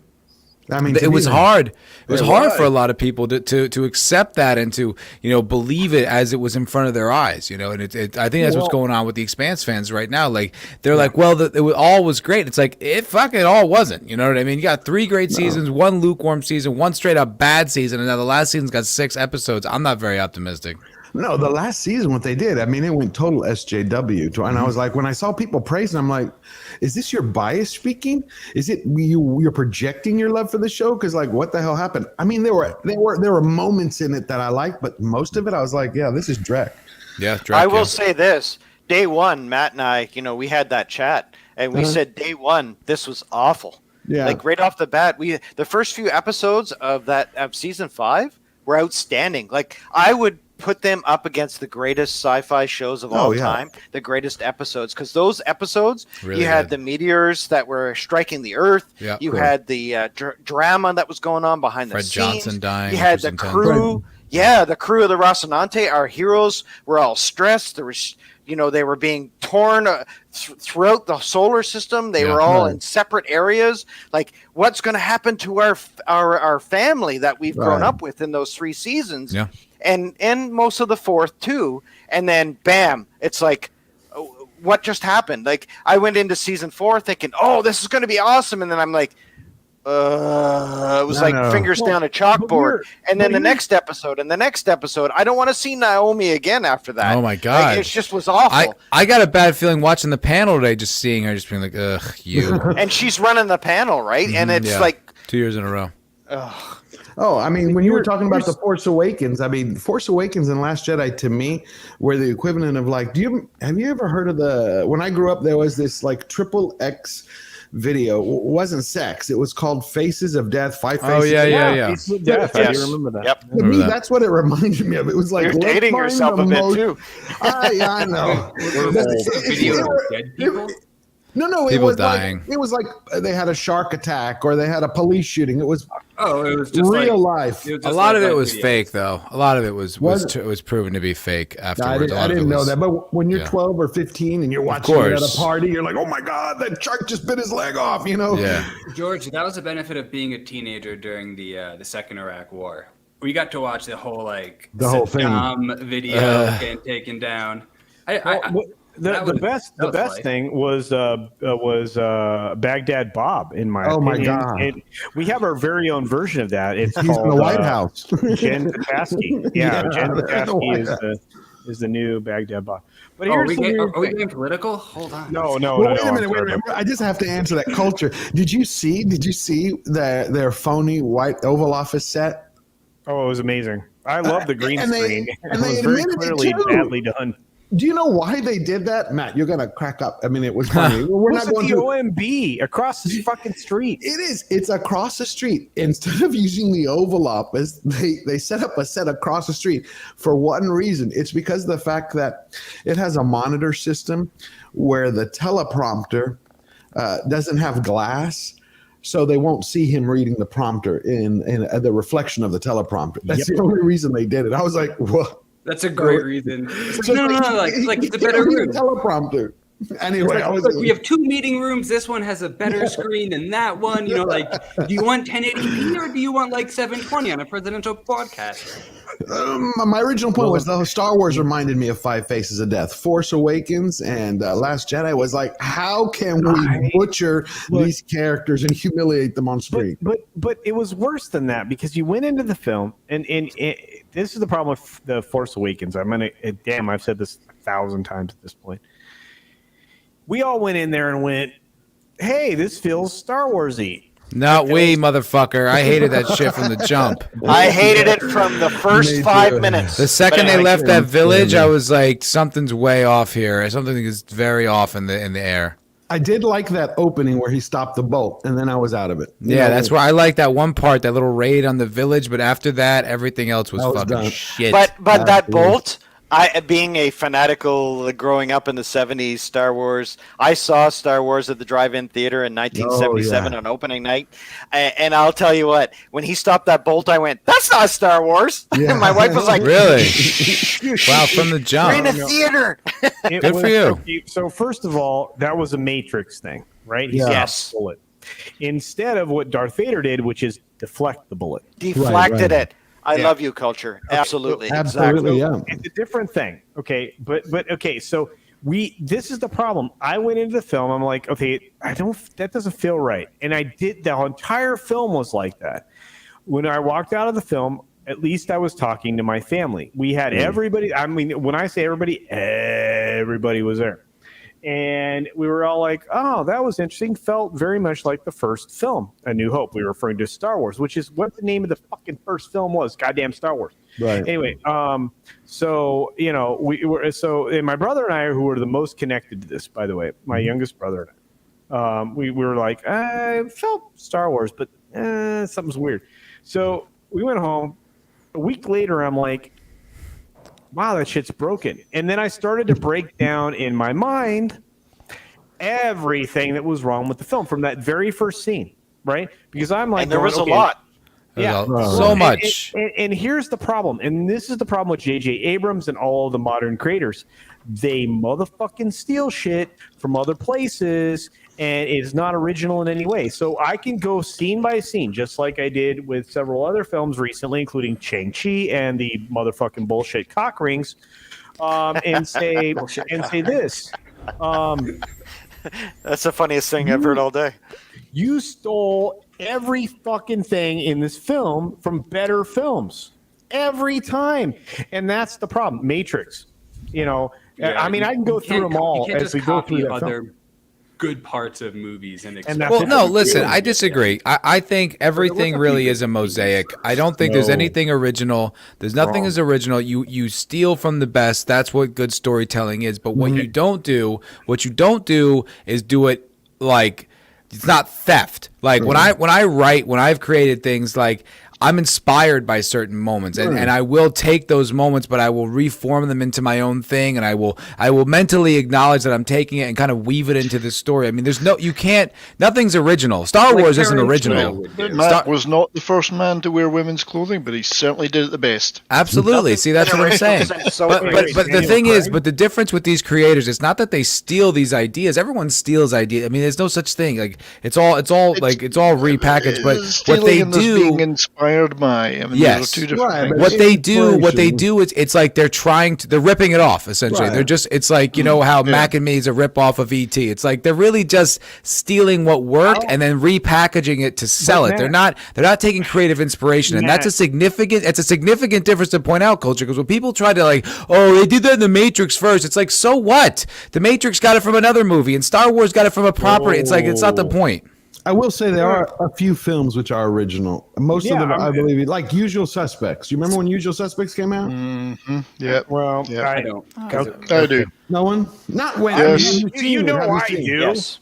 Yeah. So I'm an opening not trying night. to date you. I'm just saying, like, it was like there are some things that are original, but 99% of the time, I agree with Matt. People repurpose the property, or they get inspired by it. But I think the important point is more just like what Culture's saying. He's like mad at these guys for stealing, and it's like, yeah, you should be mad at them for stealing, but you really should be mad at them for. They did it poorly. They didn't innovate it. They didn't change it. And wasting what you have. You have an opening scene, excuse me, with Max von Sydow, who in 1 year was in 2 movies that I think are amazing. Impressive. 1954, Wild Strawberries, and he's also the knight in God, I'm blanking on it, but he's the knight that plays chess with death. Ingmar Bergman movie. Yeah. The Bergman movie. You're talking about Death and Yeah, I know, it's like right there. But like, Yeah. you have one of the best actors in one of his final roles. Final role? I don't know. one of them. It wasn't his final, but yeah, I know what you're saying. And you didn't even use him. And you right. The Seventh Seal. Seventh Seal. Yeah. I mean, thank you, Bill and Ted, for making me want to go. I watched that, and find there was no seals or there was no sea life in it at all. It was he was unbelievable in The Exorcist too. Oh yeah. Oh yeah, he was. He's epic, right? You have this is the problem I have. It's the same problem I have with Game of Thrones in the last season. They or the second to last season. They misused Or the last one of the 4 greatest, seasons. Yeah, well, one of the greatest character actors in the history of man, and I always forget his name. And Oh, Culture, that's too nice of you to say. You don't need to. That's flattering. I didn't need that. you weren't in Game of Thrones. Matt in a dress is. Oh, the you didn't best mean thing me? you've seen on- Matt is My a mistake. What character are you talking about? He was the bad guy in Deadwood. He was in Ian Gangs of New McShane. York. Ian McShane. Ian McShane, thank you. They misused Ian McShane in Game of Thrones so badly that I felt like that was the point at which we should have probably called for hanging. I don't even remember him in Game of Thrones. Who was he in Game of Thrones? He was the priest.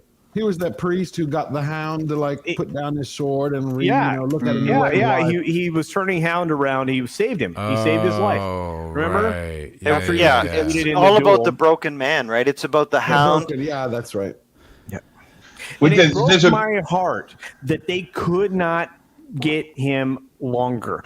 See, this is the problem. I think people are they are brought on, they do great stuff, and they're misused, and they're cast away.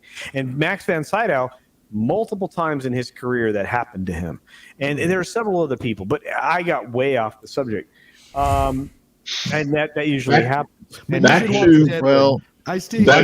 a minute. Back to plagiarizing versus adapting. Yeah. In musical terms, when you adapt it, and this is going back to classical music, you put out something called like an adaptation of, or I forget the other term. And basically, it was you started with a theme, and it would be a short piece of someone else's music, and then you would change and expand on it. Sample. And it would go somewhere else. Variations. Thank you, variations.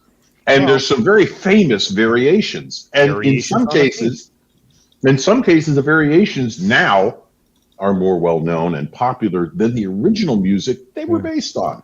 Well, a lot of people say that Lucas ripped off Dune, but it's like he took inspiration from it, but he didn't rip it off. Like, there's a big difference between like just flat out making a facsimile or like, and also just like, the hero's journey, you know what I mean? Going back like Beowulf, it's all this stuff, but it's like he reinvented something. He recreated something. He created like, he expressed himself. He created a new thing. Like, that's the difference. I think that's really important, I think, to discern there.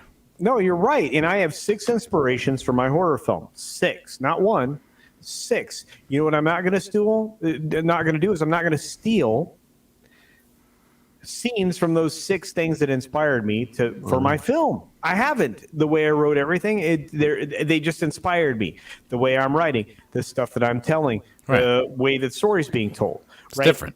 Yeah, it is, but that's not the case with what they've been doing lately. You can actually go. That's the distinction I was trying to point out, Culture. No, you're 100% right. That's why I'm trying to agree with you, Matt. God dang it! You're very aggressive when you agree. Fuck you! I agree with you. He violently agrees with you. Anyway, no. Here's the thing, Shang-Chi. You can go scene by scene. Shang-Chi and the short strokes. The scenes. It's like that's Ferris Bueller. That's Crouching Tiger, Hidden Dragon. That's, you can go scene by scene and go, that's that. That's Jumanji. That's that. And you can go literally scene by scene and say, holy shit, you took better movies than this and fucked it up. Can I stop the chat and take this in a completely different direction for a second? Yeah, of course. No. No, you can't. Rock fan, on that video of me with the dress, like the first thing you hear is play it. You hear like makes me laugh to just hear you on it.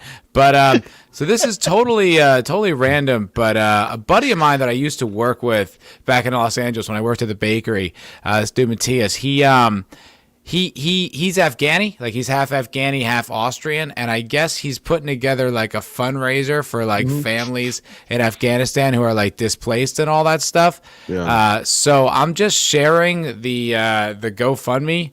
If you guys have any interest in supporting it, like I think he already met his goal, but I'm sure he would appreciate a little bit more support. I think I don't know if it's like personal friends and family, but I do know it's a personal cause to him, and he's a good guy. So I just put the link in the chat if you guys have any interest in supporting it, and feel free to you let him know Foulball sent you, because I think he'd appreciate that. He's a good guy. I worked with him for like a year and a half during COVID, and he fought really hard to keep his business open. He's a stand-up guy, Matthias. I like him a lot. So if you guys have any spare change or you care about that cause or whatever, I think he'd appreciate a few shekels thrown that way. Absolutely, that sounds I'd be interested to know, and I don't know if he ever talked about it, how his parents met. I mean, Afghanistan and Austria. I mean, where did they meet? Somewhere in the middle, they met in the States. No, I think they met in the States here. That would make sense. Yeah. Awesome. They told me this story. I forgot about it, but yeah, it was very funny. It was pretty adorable. Yeah. Yeah, they're great people. Very like because the bakery was at their house essentially. Like he built the bakery like on their in their driveway in the front. But he would they would welcome me into their house. The mom would always make me like these iced coffees. They were really delightful people. Oh, wonderful. Yeah, cool. Yeah. So if you guys can support, of course, that sounds wonderful. Yeah, absolutely. And then speaking of support. Punk Waddle for $5 sending a super chat. Hail, thank you so much.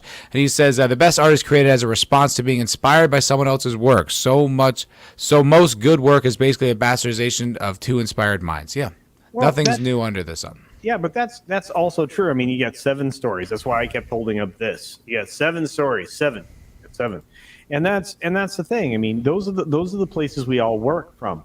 But you don't have to look like a shot-for-shot grab from each of these other better properties. Mm-hmm. Right, that's theft. That's different. Yeah. Hey, Vidge.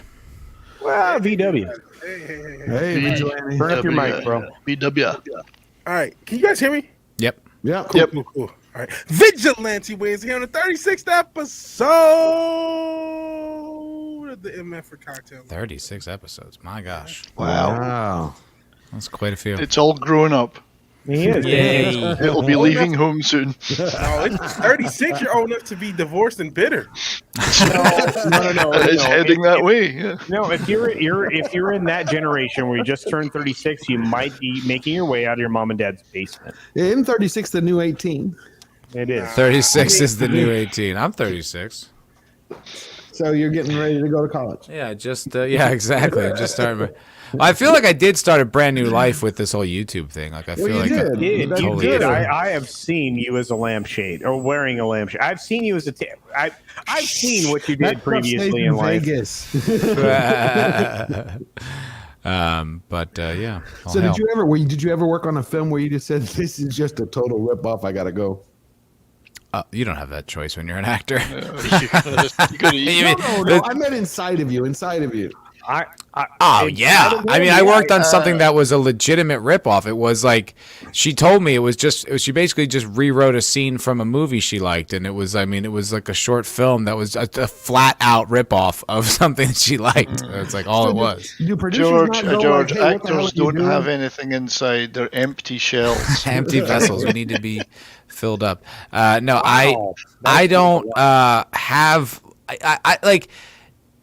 A lot of the stuff I was involved with, George, was pretty small potatoes. You know what I mean? It really wasn't a lot of like big productions. It's acting. I mean, did you ever work on something where you said like, yeah, I'm a working actor, and that's wonderful, but I don't like this, and this is like a ripoff. Almost everything I ever worked on, I didn't like. It's not a lot of good stuff out there. Matt, I have to ask you.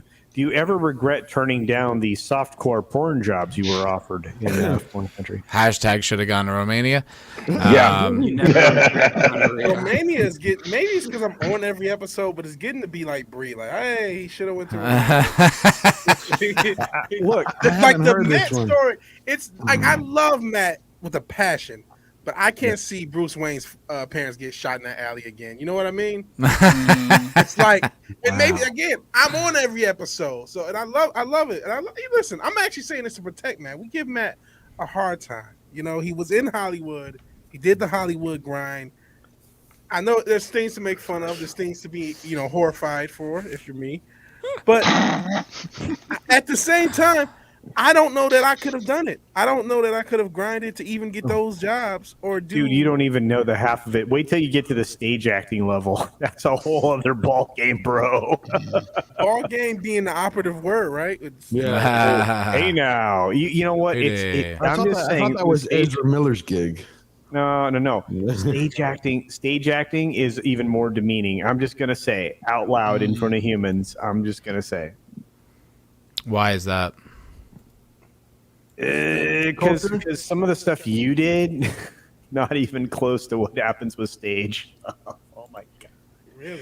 Like, I don't know anything about stage except, like I said. No, man! Like when you're like being sold on a project that's going to be an off-Broadway thing that they're going to try to push forward, and they keep telling you that a certain very familiar and very popular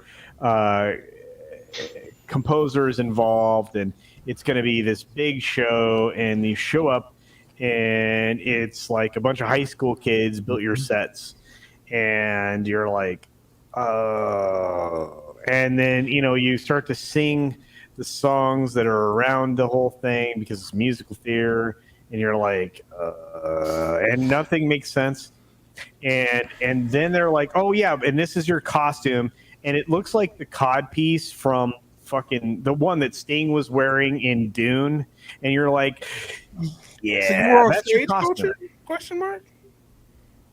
I'm just saying that stage Okay, actors so- have a very weird place in their I life. wonder if I'm there's just any saying. like videos of culture on stage. Yeah, they're on the dark web. Like, you know what I mean? Yeah, nut up culture. I brought mine. Yeah, I think we got to look the dark web for culture. I don't actually think there's video anymore. There might be, but I don't think there's video out there anymore. I found my video. I tried. Actually, it was like, I got to delete this mofo, and I couldn't. I will say some of the most painful experiences of my life were sitting through like a 2-hour god-awful play that you just can't leave. It's like being tortured. And then at the end, I mean, you like hate. You absolutely hate the people who did it. You're just dude, like, but you have to clap, monsters. and that's the thing. It's like, I'm here for this person that I'm trying to support, and I don't want to like. I have to figure out a way to say. One, you never clap. No, it's just like You have to. everybody in the No, you audience was don't. like, it was the response to Joe Biden in Michigan. I'm sorry. What about Jeb Bush?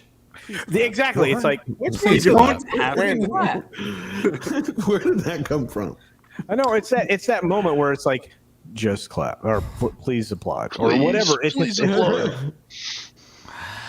Yeah, it's you can't look. I mean, Ace, I guess you technically don't have to clap, but it's like if you don't, it's gonna be noticed. And like, do you really want to have to defend this? Do you really want to have to be like, no, it sucked. Fuck them. I don't care. It's like, you know what I mean? Like, it's like a community of people. Like, you have to kind of. You have to be supportive. You have to be Yeah. supportive. I respect that, and you don't want to be a dick One of to us. people who are definitely One trying. of us. Yeah. But like in a movie theater, for instance, if you watch a really stupid movie and one of your buddies at the end of the movie goes, "What the fuck was that?" Right. Like, that's fine. Because Like, the creators aren't sitting right in front of you. Yeah, that's the problem with this Significantly off-Broadway stuff. different. Yeah, it's like the director's sitting front center. Yeah. And then he gets up and talks about it, and you're like, that guy super sucks. Yeah, like even if you were in a screening of The Last Jedi and like the whole cast was up front, would you be like, "Fuck you, you guys suck"? You know what I mean? You'd still like, I would politely like. Yeah. No. That's when it would be handy to be able to throw your voice. You get someone else to say it. yeah, right. He's Stand Fuck behind you, you suck. yeah, well, no. I don't Yeah, want them to like That's something. what golf claps are for. Yeah, Ace, dude, I'm telling you right now, go to a Sundance thing where something just fucking sucks ass, right? That is the most uncomfortable So situation uncomfortable. in the world, dude. And then the director has to get up and talk about his film that he now knows is Sucks. the biggest piece of shit in the whole fucking world. And you have to pretend you've got like a phone call that you can't stick around for the Q&A. I gotta go. Like, fuck me. It's my agent. Like, Something more Who was interesting over Who was the there. guy who got his girlfriend and she was giving him a blowjob? It was like Brown Bunny something. oh yeah, Brown Bunny, yeah. He went to cons and I was like, they said no one clapped when they watched it. It's like, What's that guy's name? I don't know. fuck. That's why I was like, you know what I'm talking about? He was dating the actress. You know what I mean? Yeah, no, it was what the hell is that actress's name? God. Chloe something or Chloe something. Savini. Savigny? Yeah. Savigny, yeah.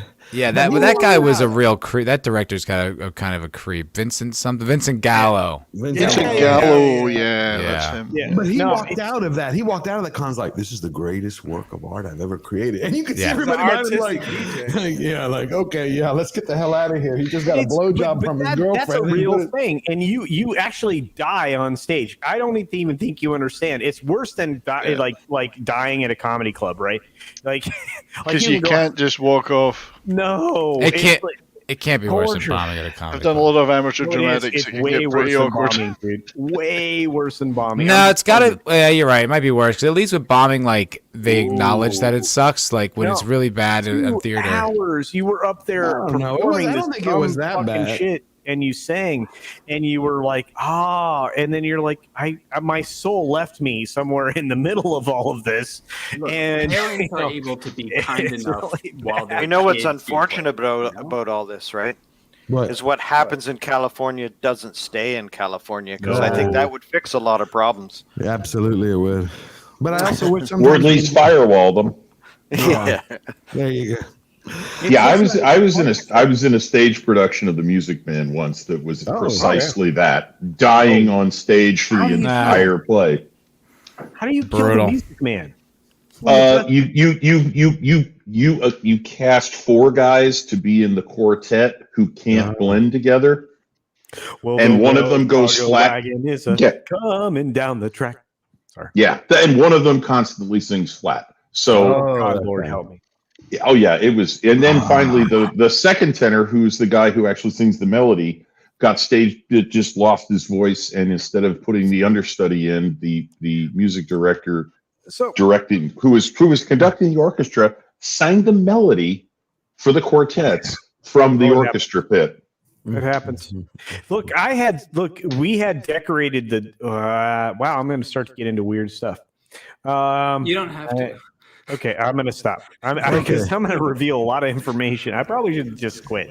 But what? Yeah. The whole point. We don't want to know what you did at band camp, Coach. No, it wasn't band camp. It was not band camp. Or theater camp or whatever. I'm just saying, I have a lot of respect for Matt for a whole lot of reasons, because I know where it is to be with like, oh, I got this gig, and then to realize, oh, I got this gig. I mean, there's only a few projects I'm actually genuinely proud of. You know what I mean? It's like, for the most part, they're just a wreck. Wouldn't you have any It's clips? also like pretty normal with anything. It's not like, all the different jobs you do, you're like, oh yeah, every day's fucking great. Like, no, some days you're just making emails. Some days you get the horn, some days the ass. Yeah, but the difference days with a are job like diamonds. that, a shit job, you're getting paid. You know what I mean? Some days you get the horns, some days for the you're most horny. part, What? Some jobs. just for the most part, when it comes to acting, it's volunteer for a very long time, and so it's you do it for passion, you do it for love, and then it's like you don't even get this artistic satisfaction out of it. That's the thing that really sucks. We have something cool to show the audience, and it's related to other things. So, I feel Oh, this thing that Red Shirt's got? Yeah, Wow. Really recently, the Wake Down said, because I said I'd never seen Battlestar Galactica, and I thought the first series was a joke because Lauren Green was in it from a Western, and we all called it in high school. We called it Cattle Car Galactica. oh my God! And he said, "Well, have you ever seen the second series?" I said, "No." He says, "All right, we're going to watch that. I'm going to get the mini series. I'm going to get the 2-part mini series that's like a prequel." Now, you have the original series, then you have, as I understand it, you have the original series, then you have the rebooted series where they changed the best pilot from male to female. I forget the name. Starbuck. Yeah. Back off. And I was like, oh my God, that's Katie Sack. That's Katie Sackhoff. The Boomer character was also race and sex swapped. Right. Okay. But the thing is, I watched it and I never got into it. I never wanted to get into it because at the time I was watching other things on television and I didn't bother because I was like, well, this is just that show that I didn't like in the 70s. Right. And I watched it and I'm like, oh man, wait a minute. This is a lot cooler than I thought it was going to be. And when I found out there was a really high quality model of the Mark II Viper, I was like, I want to put that up next to my Enterprise NCC 1701 on my shelf. And I'm like, because that's the second space science fiction franchise I've actually gotten into besides Star Wars. And I was like, I haven't gotten into one in years, and I got introduced to this. Now, the thing is that they didn't steal the original. They didn't subvert expectations or do any of that. They did some things that you might wonder, why the hell did you do that? They degrassied it. They used the older characters in the newer show. Yeah, and they did a really good job because there wasn't a single character in there that I looked at and went, oh, that's a bad casting choice, and that's a silly character or whatever. And so I got so into it. I'm like, and of course, Mrs. Redshirt is absolutely ecstatic about this because she's like, so we're going to get to watch the whole series? I said, yes, we are. And she's like, oh yeah. So I found this. I'm like, that actually looks like the quality of model that I would actually put on a shelf. Dude, and not only that, that's the quality of model that ended up on a screen.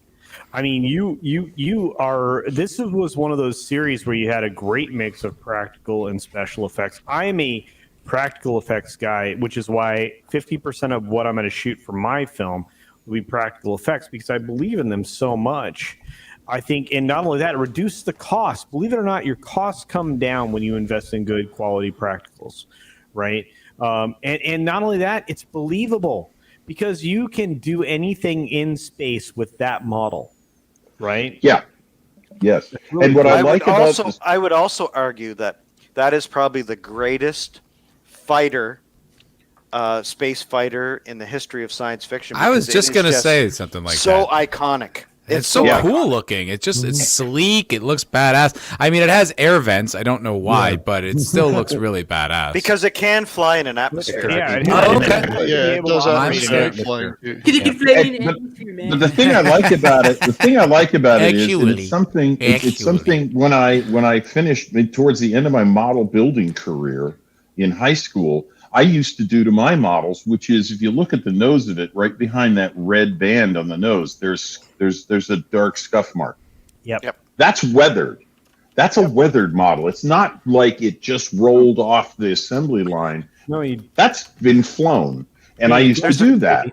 There's a couple versions of that, right? There's the original series version of the Viper. There's the Mark II. There's they have the original series version of that Viper, and then they have the Mark II. They have the Mark VIII.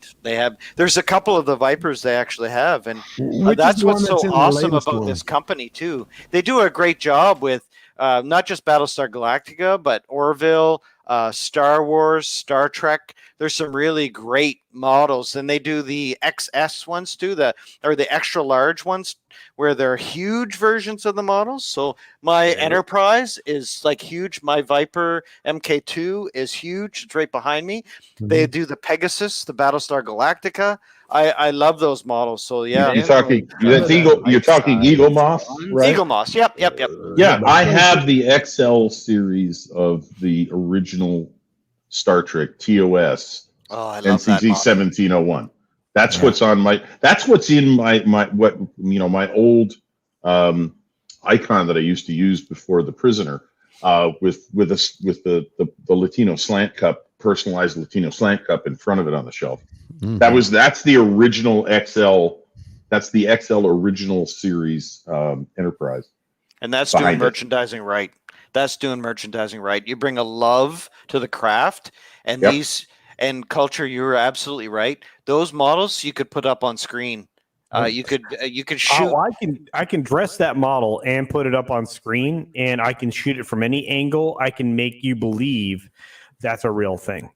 Yes. And the great thing about the iconic fighters from that show, and we go back to 1978 and the original movie, and then the TV show, and then Galactica 1980, which everybody would rather forget. But the Cylon Raider, the Base Stars, the Battlestar Galactica was a unique interpretation of spacecraft. I love those iconic models. Oh, they were amazing. Yeah, they were. Speaking of models, and I know nothing of Battlestar Galactica, so I'm sorry to cut in. But Pat S says that somebody from BSG joined the same cult, that Nexium cult. Oh, interesting. So I saw that. I'm like, oh, I didn't know that. Is that Smallville cult? Oh, yeah. Nexium. Are you kidding me? Nexium. Oh, Nexium. That's why they killed off Kaylee? That was like what? Superman's simp who joined the cult? Oh, shit. Look at that. Draco's got the thing. Yeah. Yeah, I tried to get into that sex cult, but I got voted out for some reason. I don't know. That's pretty cool. There were some hot chicks in that cult. My God, dude, you realize they what pull I it back just a little bit, Draco? They branded That's each other. cool. trying to show Starbucks call out there. Oh, I see. I love from the rebooted show. Yeah, that's the Starbucks call sign from the Not rebooted only show. that, okay, so here's the cool thing. So what I could do with that model that he's holding up, I could cut out the windows and bring Starbucks into the cabin, or any one of you. That's what's so There's cool the original about, right there, Draco. Yeah. Oh, fucking Jesus. Look at that thing. I love the new one. I love the Vipers in the new It's so series. The steampunk. Viper The new one is pretty sleek. version sleek. 7. I don't know what version Mark it is in 7? the new one. The one with Yeah. Edward James Olmos. That's not the steampunk. Battlestar I've been watching. Yeah, it is. It's like No, outer it space steampunk. No, it's cyberpunk. Cyberpunk. Okay, You need yeah, steampunk, whatever. you need copper, Well, steampunk is like there's no you're space. right, It's like the you're right. 1800s or something. Yes, I you're mean, right, Matt. Yeah. You're right. You're right. But which mark number is it in the new one? Well, the brand new The one, the one, MK2. I don't really care for the Mark They- 7. I know They they go mark up to a Mark. They go up to a Mark 7 on their website here. Yeah, the new Mark series 7 is started, the as I brand new understand one. it, with a 2. They started with a 2, and in that series, they went all the way to 7 or 8. Yeah, I'm the talking- Mark 7 is the gray, kind of more Gray sleek one, one. It's, yeah. it's the computerized ones that were easily taken over by the Cylons. The Right, right, MK2, the reason they brought those back, because the original Galactica was in the original Cylon War, Right, and it when had they a were mu- going to make it a museum, they Right. brought Right. all the original fighters That's from the one when I'm talking about. Yeah, Those. that Which ones are those? Commander One that- Adama was Right. a pilot back on the original Galactica, and they brought the old fighters, and they were going to make it a museum. And when they the brought- Cylon War hit, and the Galactica was kind of caught with their pants down like everybody Right. else, the only fighters they had were the old MK2s, which ended up being very effective against the new Cylon Raiders because Right. they weren't linked with But- computerized systems. Which was Yeah, basically. and they actually brought Edward James Olmos's original Mark II back. Right, they And, did. and that's the model I just showed. That's a Mark II. Yeah, I love Um, those. And that's the one that starts out the the 2-part miniseries where they are literally behind a velvet rope, and when they Velvet realize, robe. yeah, And that's what they Yeah. patterned. Robe. So they from the original 1978 show, Yeah. they Yeah, patterned the that's the MK2 one. Vipers from the rebooted Roger They did. Moore show on those Vipers because they were so Cryptor. iconic. They're just so Cryptor, awesome. Cryptor. 1 second, just real quick. Let me pause here. Ayakasha Ronin, also known as Thor's Hammer Protector of Asgard or whatever, also known as Grinakuma. Pick one already.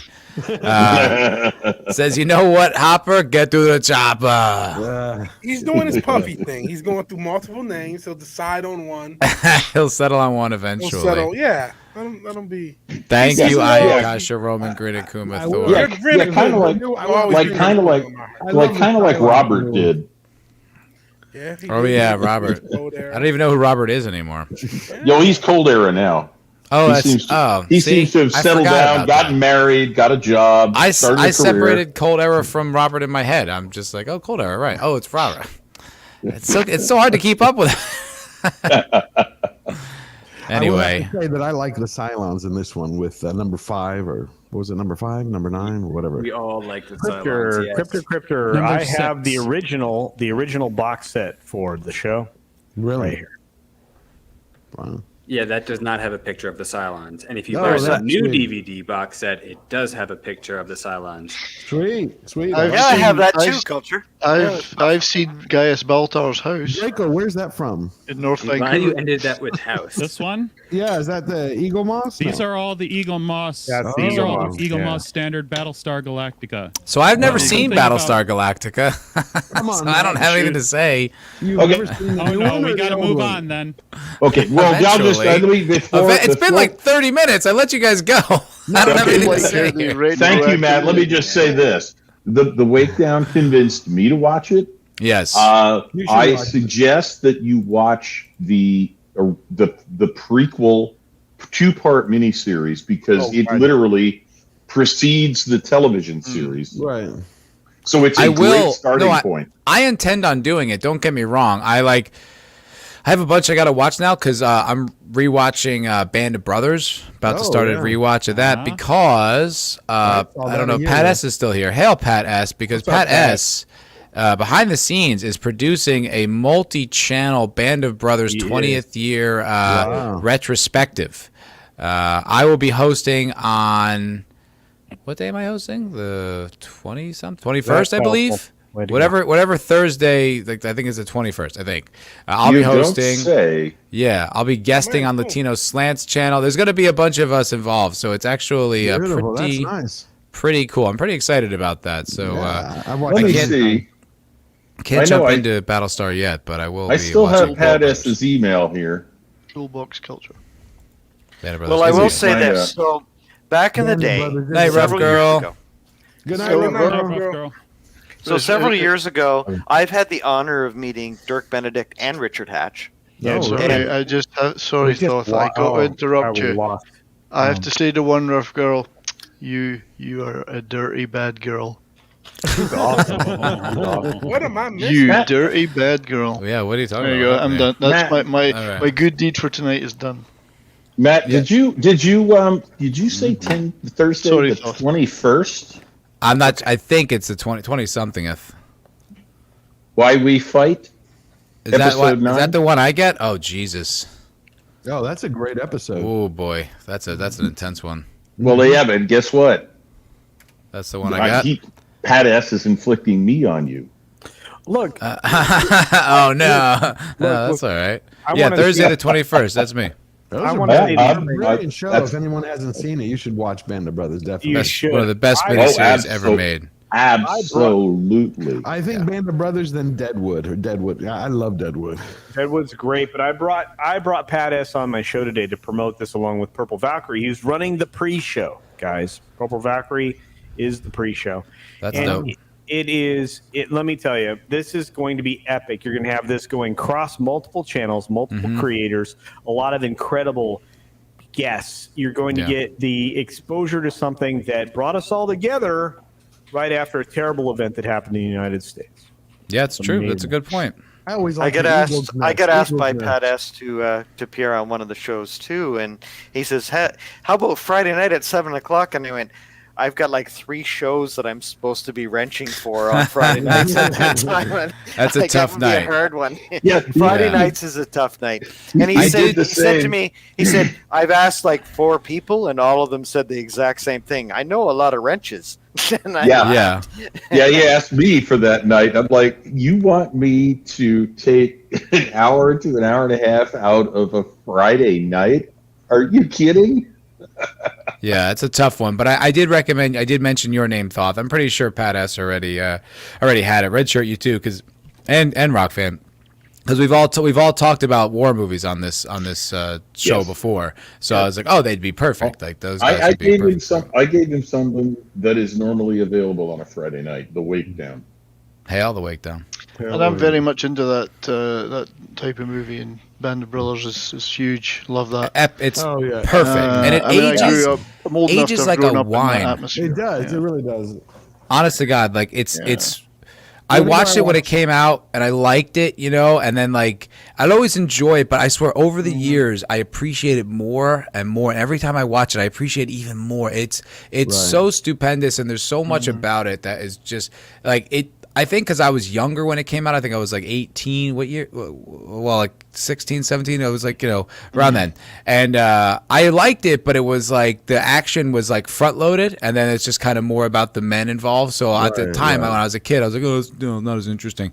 But as I got older, I really appreciated all the nuance, all the smaller stories. And it's just one of the best things. Absolutely. I think When I we go to the rewatched Battle it. of Bastogne. I mean, come on, remember that? It's like So 2000, good. wasn't it? Oh, 2000. Oh, the 2001? Bastogne is I brutal. think I rewatched that whole series like 300 times once I got the DVD. And I don't mean like over a course of a lot of time. I mean like Just again Yeah, and again and again. Yeah, I know. Whenever just I so watch epic. Band of Brothers, I go down a rabbit hole. It goes back to I want to watch Force 10 from Navarone right afterwards. And I grew up with these actual movies soldier. because Oh, I'm yeah. old enough to. They were the movies of my youth. But I love I need them. to watch Movies it like again. that. Yeah. Oh my God, Gregory Peck, Force 10 from Navarone. And Oh. Yeah, well, Soul Assassin- Dirty Dozen and The Great Escape. Oh, Yeah, Yeah, Great Soul Escape Assassin. was required watching in our house, just mandatory. Yeah. No, but Soul eerie- Assassin also mentions Generation Kill, and that was really good. That's a great miniseries from HBO too. It was before HBO sucked. it was before yeah. they sucked. They were really good back in the day. They were the gold standard. They were. I mean, I remember. But that was the Airborne Regiment too. That's the Easy Company. So that's what Sergeant Rock, the comic book from the 70s and 80s, was based on too. Was Easy Company. That regiment is just unbelievably decorated. In World War II, they were the 101st Airborne. They just, it's an unbelievable historic regiment. I personally know airborne members up north who have been in their airborne regiment, and they talk about that series and they talk about their brothers. And when we say Band of Brothers, this is true. Like, they are closer than brothers. They've bled and cried and everything they've gone through. How could they not be? I mean, it's just imagine. unbelievable. That's I why just that's want to make a recommendation to you guys. that series is a great series. On YouTube, you can probably find a bunch of interviews from Major Dick Winters, because he did a lot, and it's probably one of the most inspiring 20th century Americans, like that individual. It's just amazing, and that's why the show is so good, because all those men were still there to impart their character onto the show. And Damian Lewis's performance is unbelievable. Classic. And I want to say good things about him, because he did a great job in Billions, and he just left that show and he's on his way to another incredible show. Well, that actor is amazing. Something else about Damian Lewis. I watched him for the very first time in Band of Brothers, and I absolutely bought his accent, American accent. Perfect. And then I saw him, the next time I saw him, he was on Top Gear, and he not only is British, he is a Cockney.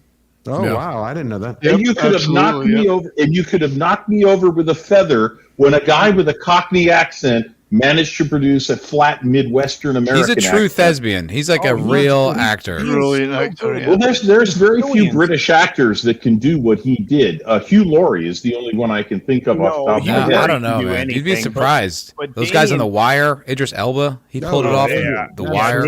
But Damian Lewis in his performance in Billions sounds like he's from fucking Boston. Shit you not. Amazing. Real quick. But that cast hold on, series guys. is Just let me pause real quick, because Pat S is leaving. Pat S says, "Thank God you talked about Band of Brothers. Now I can go to bed. I'm no robot or Culture Casino. Must sleep at least 4 hours a night. Thanks everyone to watch for the tweets. First episode is on Loki's channel." It's going to be amazing. So everyone keep an eye out for that. And while I've got you all paused, Ayakashi Ronan sent another $5 Euro super chat. Thank you very much. A €5 super chat. Says, "Spooktacular is indeed here. Halloween is drawing near. For the villainous fiends, which one are these? And what shall you say?" Samhain? The Ancient Celtic The devil. holiday. That is the devil. Ooh. The festival too. Well, thank you very much for that. Grin. Well, we should do that. We should do that. We should go over some old war movies. I would love absolutely. Hey, so I would love by to. the way, we just brought Guns of Navarone. That would be perfect. The Great Escape. Steve McQueen, Charles. Wait a minute. Battle of Britain. Bridge over the River Kwai. Oh, there you go. That's a good one. Guns of Navarone. But there was the other one. What's it? 12 o'clock high, or it was two of my grandfather's brothers served with Patton on in Italy. Sorry, George. We can talk about the one that was after the Bridge of the Guns of Navarone. It was the same team, but with different actors. You had Harrison Ford and Force 10 from Navarone. Force 10. Force 10. Yep. Well, by the way, and a great World War II movie that isn't about combat is Mr. Roberts. Oh yeah, Mr. I don't know that one. Yeah, that's a great movie. That's based on a play. Jack Lemmon. It made Jack Lemmon a star. Yep. Henry Fonda is the main character, and the captain of the ship in question is played by Henry Fonda. No. Henry Fonda is Mr. Roberts. Right. No, it's you dirty rat. You dirty James Cagney. Wow, that sounds good. Ensign Pulver was Jack Lemmon's character, and he was spun off. He was spun off into a movie called Ensign Pulver, which was not as good. But the movie Mr. Roberts is about a man who's frustrated by being in a backwater of the war on a Navy cargo ship. Yeah, and he constantly. And he constantly applies for transfers, and the sadistic son of a bitch that's the captain, played by James Cagney, won't approve his transfers. Yeah. You know, And go. it's a drama. It's an incredible Great movie. It's an incredible battle of wits between the first lieutenant, played by Henry Fonda, and the captain, played by James Cagney. And finally he finally says in absolute frustration, "I'll sign it," and he sends him off, and he gets his transfer. And I won't tell you what happens after that because it is a great ending. It sounds like a stage You know what's a good one to follow it up is the Kane Mutiny with Bogart. Yes. Oh, The Kane fuck. Mutiny. Yeah, the Kane Mutiny. That was with Bogart. I don't think I ever saw that one. And then there's one of my favorites is A Bridge Too Far. A Bridge Too Far, yeah. Which is about Arnhem. Is that where they with failed raid. Bond, Connery? That's with everybody. Yeah, everybody's in Sean that, right? Connery, Yeah. Dickie. Dirty Dozen. I love the Dirty Dozen. The Dirty Dozen's great. But by the way, A Bridge Too Far is much better than The Longest Day. I'm going to say the modern version of some of these films, and this is going to be weird because I have difficulty praising this film. Biloxi Blues was Biloxi Blues. With Neil Simon. Pretty good. Yeah, because it was Neil Simon's like that production. I mean, Matthew Broderick, but the concept, the ideas behind that film, and the fact that he found himself in a position where he couldn't defend his friend for so much of the film. Right. Yeah, it was so well Which done. Which is the war film with Clint Eastwood and Richard Burton? They're in the mountain. I can't remember. It's Where Eagles Dare. That's a great Where one. Eagles Dare. Yeah, that's a great movie. What's the one with Cuba Gooding Jr. when he's a diver? Which one? The Robert De Niro. Men of Honor. Yeah, that's a great. And I would include Gallipoli in any such series because that's just a chillingly horrible They should experience. have made that into a series. That would be great as a no good. I like And 12 sadly, O'Clock it's High really with accurate, Gregory too. Peck. It's a Peck really was accurate. great. Another There is almost no film Peck made that wasn't great. Unfortunately. Another great film about World War II that Cuba Gooding Jr. was in is Red Tails. Red Tails. Was that good? I haven't seen That that. is awesome. I never saw it. Oh, that is. You should see that. Even if you don't talk about it, you should go watch that. He's also in Pearl Harbor. Yeah, that's not on the same. Yeah, that's not in the same league. I'll tell you what, though, the Pearl Harbor sequence in that movie, is incredible. It's not a good movie. The effects No. The Tora. movie was built around that sequence. What's that? Everything in that movie was built around that sequence. That sequence, Yeah, sadly, but it was really well executed. It's very intense, and you really feel it. A better movie about the attack on Pearl Harbor is Tora. Tora, yeah. Yeah. Have you, Matt? Have you ever been to Hawaii to Pearl Harbor? No, I have not. Oh my God! Not only does the weight hit you the moment you get to the park, when you take the ferry over to the memorial, you're destroyed. What? Yeah, it is one of the most emotional things you can experience in your life, especially if you have any military connections. It is hard.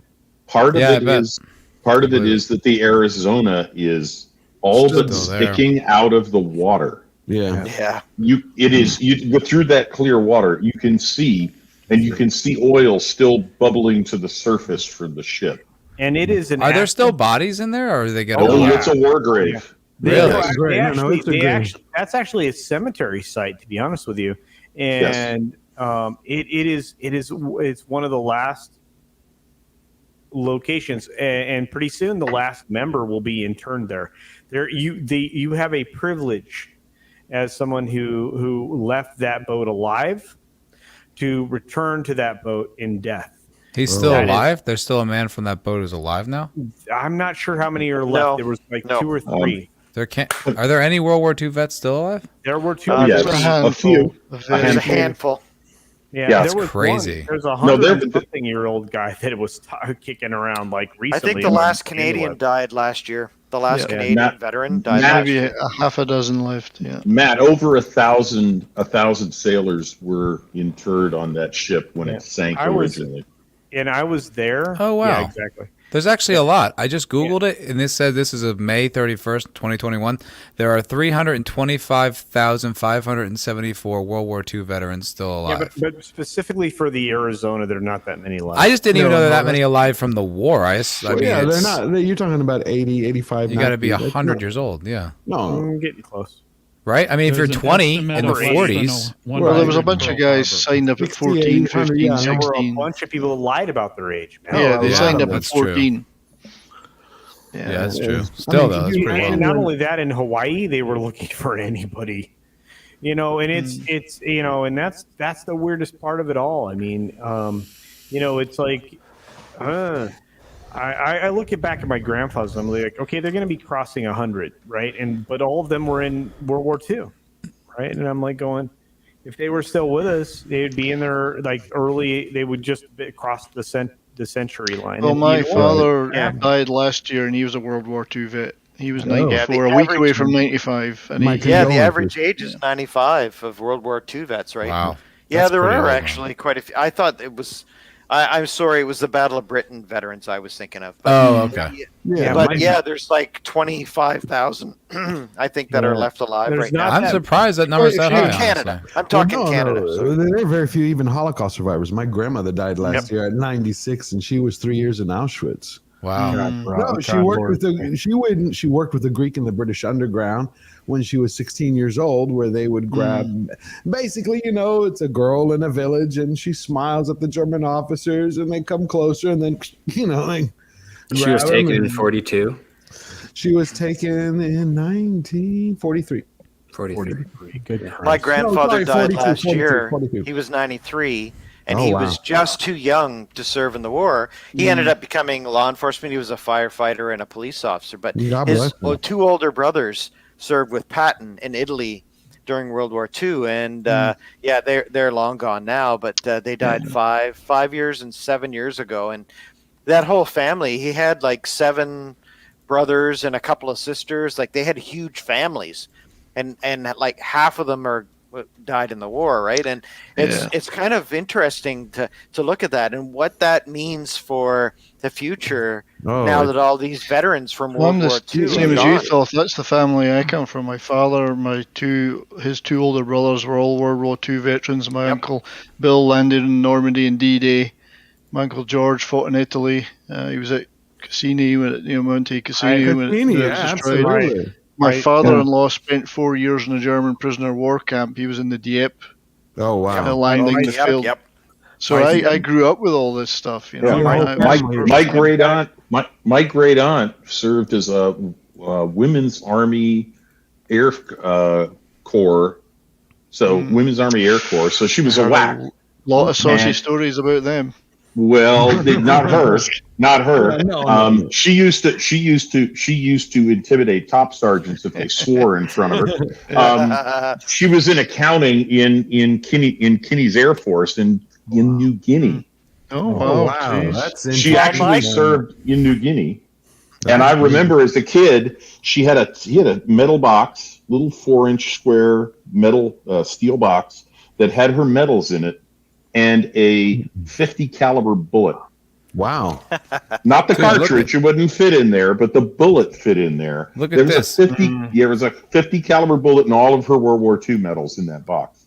Alagablis says his uncle was a medic at Normandy on June 6th. He still has his gear. Wow, that's intense, Wow. dude. Yeah, You want to It's talk the about thing. strong, independent women? My grandmother was a ginger. She's a Scottish lass. Her mother and father are a MacLeod and a MacDonald from the Highlands of Scotland. She actually was a manager on the line building aircraft in World War II because she couldn't serve. So she wore a uniform and everything, but she was just a manager on the line. And it was funny how, the top security of today, but she used to tell stories about how they used to show ID and stuff coming in. Well, she was white, red-headed. It was obvious that she was Canadian / Scottish, but and with that Did accent she too, meet right? Princess Elizabeth? No, she Who was a commoner. For But, a potential It's- Well, dildo. Princess Elizabeth was serving Yeah. in the motor pool. She was, yes, and so I was have- Queen Elizabeth. Yeah. Yeah, The saddest thing that happens is yeah. He grew up in a war, so I'm better than all you now. It's been more than 100 years since World War I. None of us give a shit about the Balkans. So. Holy shit! Hey, listen, I am not included in the none of us. Okay, there's Senshin Dildo, and Elvis was a general in the Croatian army. I am not. I am certainly not. We just gotta give Dildo some shit. Endorsing that. That's where he's from. That might be a bridge too far.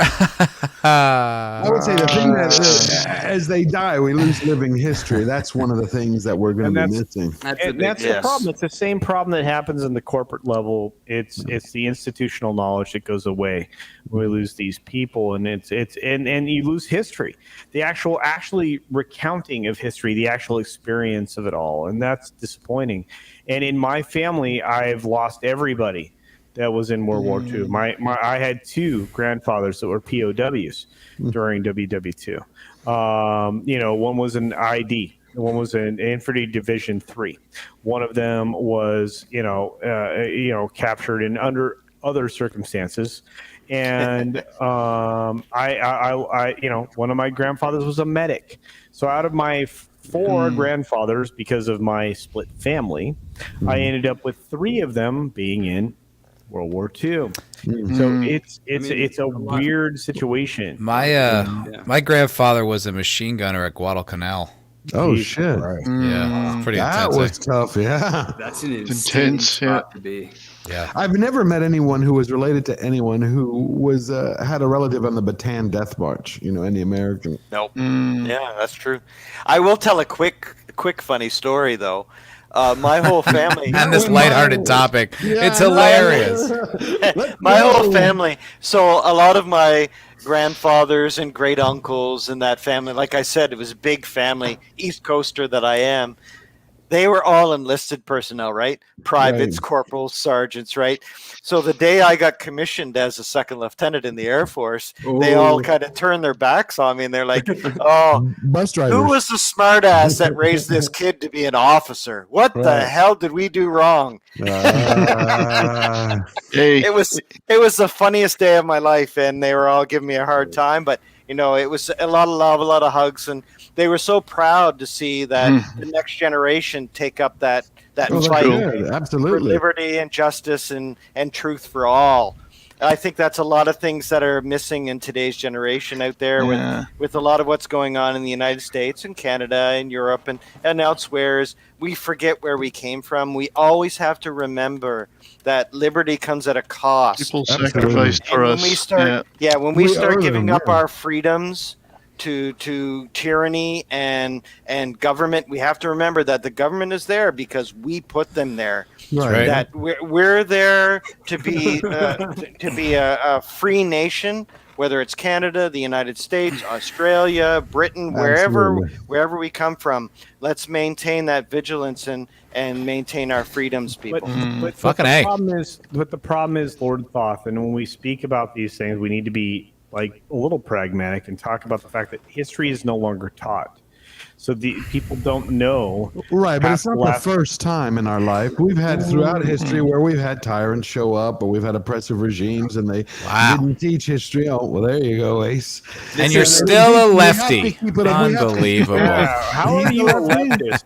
This is the book you want to read. He's not a leftist. Let's make a clear distinction. This is the book you want to read if you want to laugh about the war. How did you know I'm left-handed? That is. I was like, how is it? So wow. Like this good right-handed? I'm super observant. This is the last 6 Good months. catch. I'm like a female spy. I'm amazing. I've got so many talents and skills. With painted nails and a cocktail dress. Ace is a free thinker, though. Ace is a free James Bond. The latest James Bond is Matt Fowler. Are you a Mary? I don't know if I'm feminine enough, though. History is alive and well. You just have to fight for it. YouTube do. history. Here, he's a Matt Sue, not a Mary Sue. He's a Matthew Sue. Yeah, you want to laugh about? You want to read about the war and laugh? This is the book you got to read.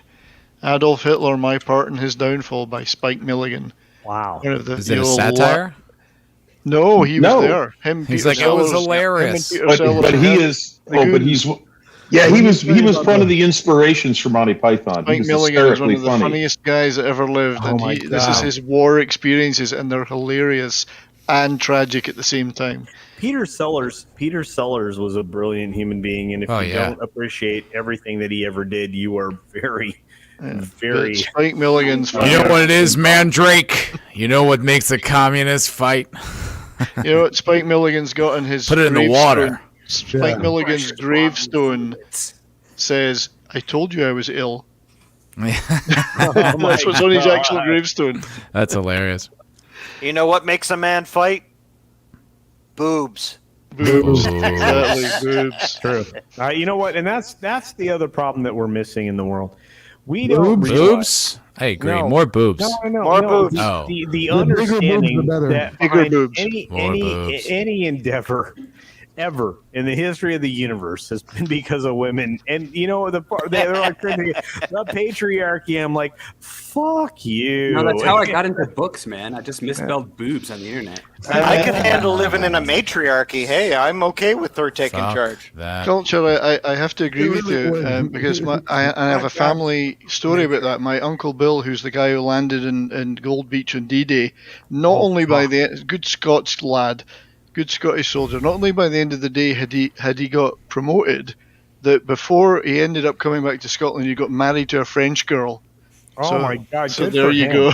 Wow. By the way, another book that's a memoir from World War II that will make you laugh out loud is Bill Malden's book, The Brass Ring. Bill Malden was a cartoonist who went to work when he first of all, he was rejected by the Army because he was too short. He was double lefty.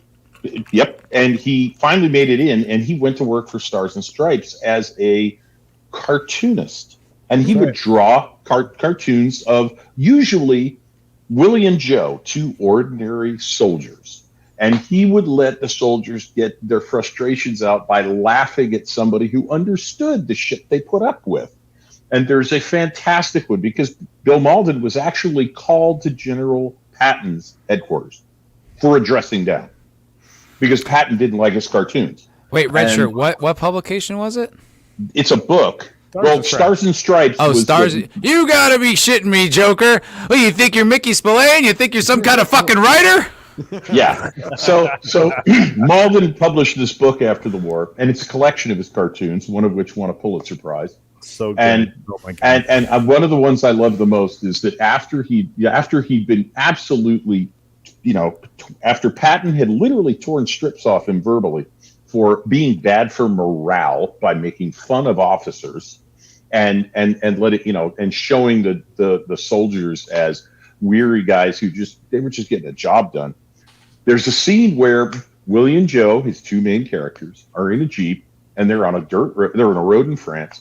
And they're in the Jeep. The top is down. The windscreen is down. The wire cutter is up on the front.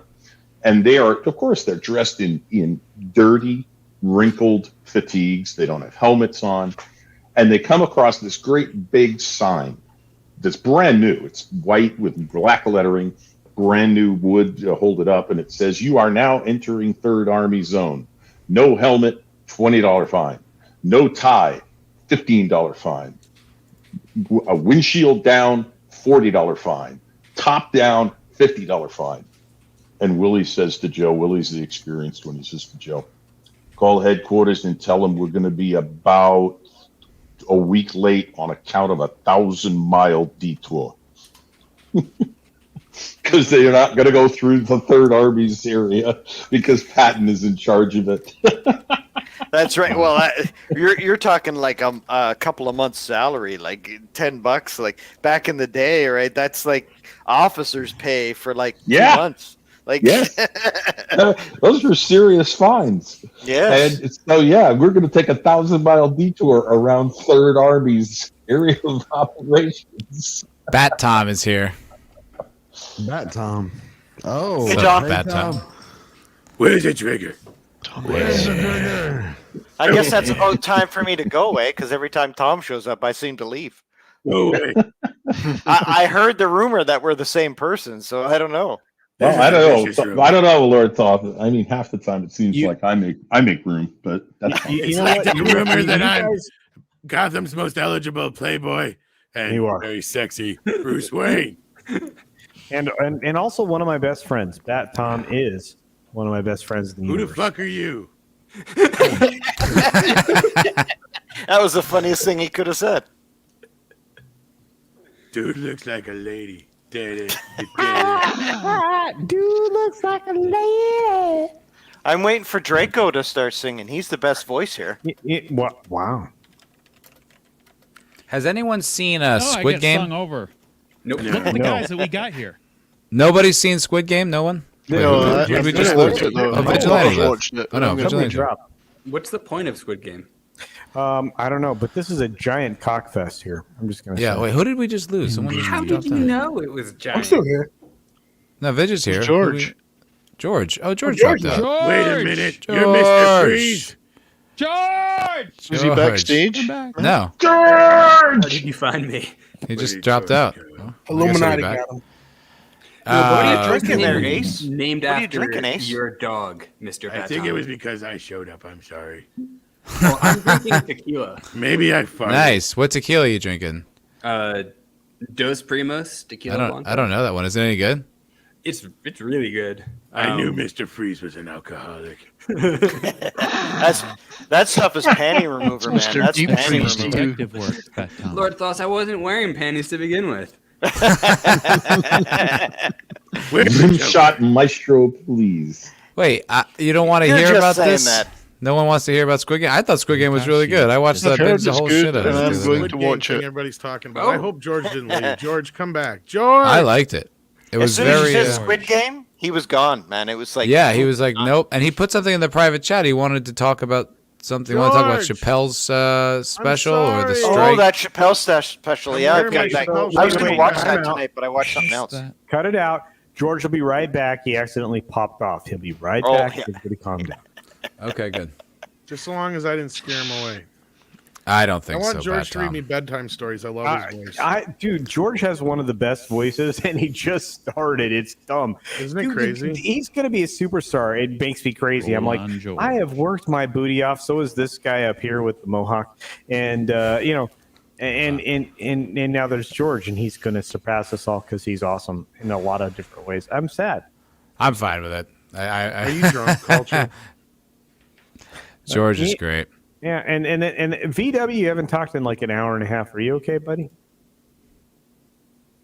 Okay, excellent. Vigilante There's your answer. I guess Williamson not, in the yeah. Great house. talk. Great talk.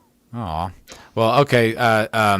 Ayakashi Ronan says that Squid Game's molded after 3 different mangas and animes.